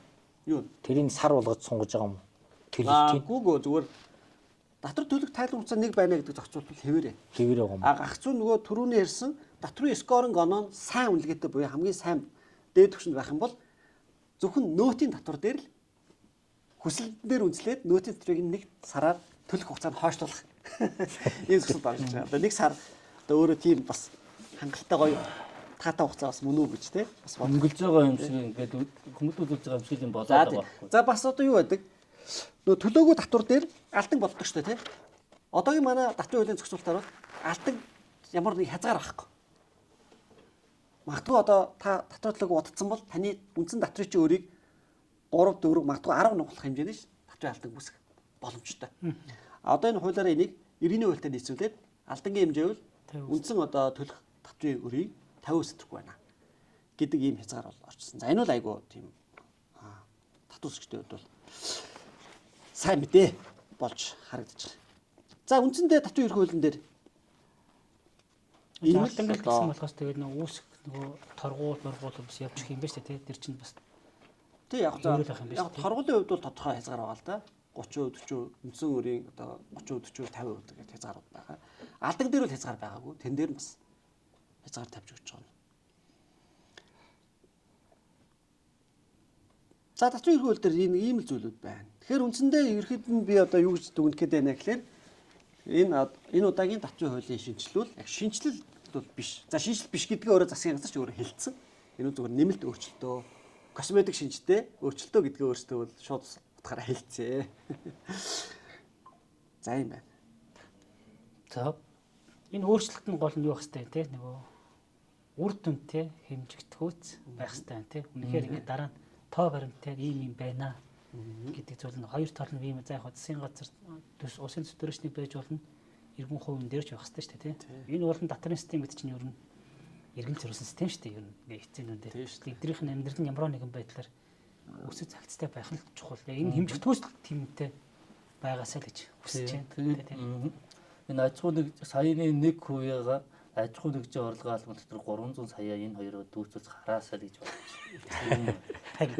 Тэгээд нэг бизнес хийж байгаа хүн 2-3-аар ингээ хийчихэд энэ одоо захын хүн харах хэвээр би ч нэг айхтар хүндэл борлуулалтаа татварын дээр айхтар хүн биш шүү дээ. Тэгэл жижиг бизнес эрхэлж байгаа юм төхөр шүү дээ. Тэгээ энэ донд чинь би аль альнтай л уулзраад байгаа байхгүй. Нэг бол хажуу тийш явуулах хүн болоо нэг болохоор аж ахуй нэгж одоо юу болох гэдэг юм. Энэ жоохон зэгцтэй баймаар байгаа. Тэгэхээр энэ аж ахуй нэгж орлогын албан дотор 22-ийн хэдийг 0-оос 300 сая 1% тэрбум болгоод өгөөч л гэж хэлмээр байна. Адилхан ялгаа. Тэгээ уул нь ингээд нөгөө иргэдэд санал авахтаа аваад идэх юм шүү га тийм энэ юмуд нэг очтгээд юм шүү. Яг энэ өгөөд ингээд нэг косметик засвар дээр л ингээд ийм болох гэж байгаа шүү га тийм. Зарим улсууд нь ерөөсөө санал өгсөн гэсэн чинь нөөтөн босго ямар ч хэрэггүйгээ санал өгсөн гэдгсэн шүү. 10 хэдэн мянган. Тэр өндөр хөв байгаа шүү. Амар өндөр байгаа юм билээ шүү. Одоо тэгээ бид нар ингээ мөнхрөхөөр ингээ байнга татвараа төлөөд ингээ сайхан байцгаая. Наад нөөтөн босхгүй байхад болж бид нар ингээ татвараа байнга төлнө гэж санал өгчтэй юм шиг. За одоо тэгэхээр энэ өөрчлөлтөөр бол ингээд нэг тийм хэдхэн тоонууд л өөрчлөгдөх юм. Одоо тийм одоо зөрчилтөө байгаа. Одоо иргэн болон аж ахуй нэгжийн одоо зарим бүлгүүдийнх нь те эрх ашиг хохироод байгаа зүйлүүд ерөөсөө өөрчлөгдөхгүй. Энэ 4 жил ингээд дуусгаад байна шүү дээ. Яг бол одоо ингээд нэг өөрчлөлт оруулчвал наадвал чаа 27 28 онд хийхгүй. Одоо засгаас хууль орж ирэхгүй шүү дээ. Татвардаар. За тэгэхээр бол би бол харж байгаа юм. За тэр зарим зүйлүүдийг бол их хурлын гишүүдэд бид бол хандаж болох юм байна. Тэд бол нэмэлт өөрчлөлт оруулж байна. За тэр 300 ч орж ирсэнгүй шүү дээ. Орж ирэх учраас энэ удаа өөрчлөгдөхгүй. Тэгмэд 300-г 1 тэрбум болгох нэмэлт өөрчлөлт өргөн мэдүүлэх юм байна. Тэгэх нь байна. За нөөтийн босхыг бол одоо харин бид нар одоо энэ хувь хүнийхээ 1 тэрбумтай адилхан болгоо. Нөөтийн босгоо 1 тэрбум болго гэд улсын хурлын гишүүд шахвал энэ болж болно. Энэ боломжтой. Яг гэвэл яг тэр нэмэлт өөрчлөлт хийх гэж байгаа зүйл заалт бүлэг дээр яригч болдог байхгүй юу? Яг тэр бүлэг дээр байгаа зүйлүүдийг бол өсгөж болно. Тэнгүүд ганцхан 300 үлдчихэж байгаа юм. За дээр нь тэр сүүлийн үед хэсэг хүмүүс яриад байгаа шүү дээ. Нөгөө мах сүг ногооны дамжин борлуулагчдаар нөөтөлөө галраад байна. Номин болохоор нөөтгөө өгөөд байна. Манай орцны тий манай байрны нэг давхрын дэлгүүр болохоор нөөтөө өгөөд байна. За өөр одоо юм сүлжмэл бүтээгдэхүүнүүч гэдэг юм уу тий. За тэр өөрөө хүсэлт гаргана гэдэг ч юм уу. Ингээд энэ хуулиудад дурддагдаагүй мөртлөө яг иргэд аж ахуй нэгжүүдийн эрх ашгийг хөндөгдөд байгаа. Үнэхээр буруу байгаа тийм зүйл заалтууд байвал одоо нэмэлт өөрчлөлтөөр явуулахад одоо энэ намартаа ч юм уу эрх өвөлтэй ч юм уу эрх авртаа ч юм уу батлагдаж болох байхгүй юу. Тэр бол боломжтой өөрчлөлт. Тэгэхээр одоо яг энэ татварын асуудлаар одоо бидний энийг үзэж байгаа хүмүүс байвал тийм өөрчлөлтөө бол одоо тав хүн төр сонгосон гишүүдтэй хандараа тэр заалтыг одоо тэгж өөрчилж өгөөч. Мэдээж тэн дээр зөндөө судалгаа явагдсан шүү дээ. За хилэнгүүт нь өөрчлөнө гэж байхгүй яг одоо үнэхээр хэрэгцээ шаардлага байна уу байхгүй байна уу гэх ийм явах одоо тэр хууль тогтоомж байгаа хуулийн дагуу одоо ингээл бүх судалгаа шинжилгээ нь явагдаад та нараач гэж ирж асуух бах хилцүүлэн энэ төр хийгээд тэгэхээр одоо бол тийм байна. Одоо ингээд бүгд энэ дуусахгүй. Өөр үг хэлэх юм байна. Ингээд дуусахгүй нэ. Нэг юм даатах нь маатах гэдэг. Харин явахаар л. За баярлалаа манайхаа. За баярлалаа. Дараа уулзъя. За дараа уулзъя.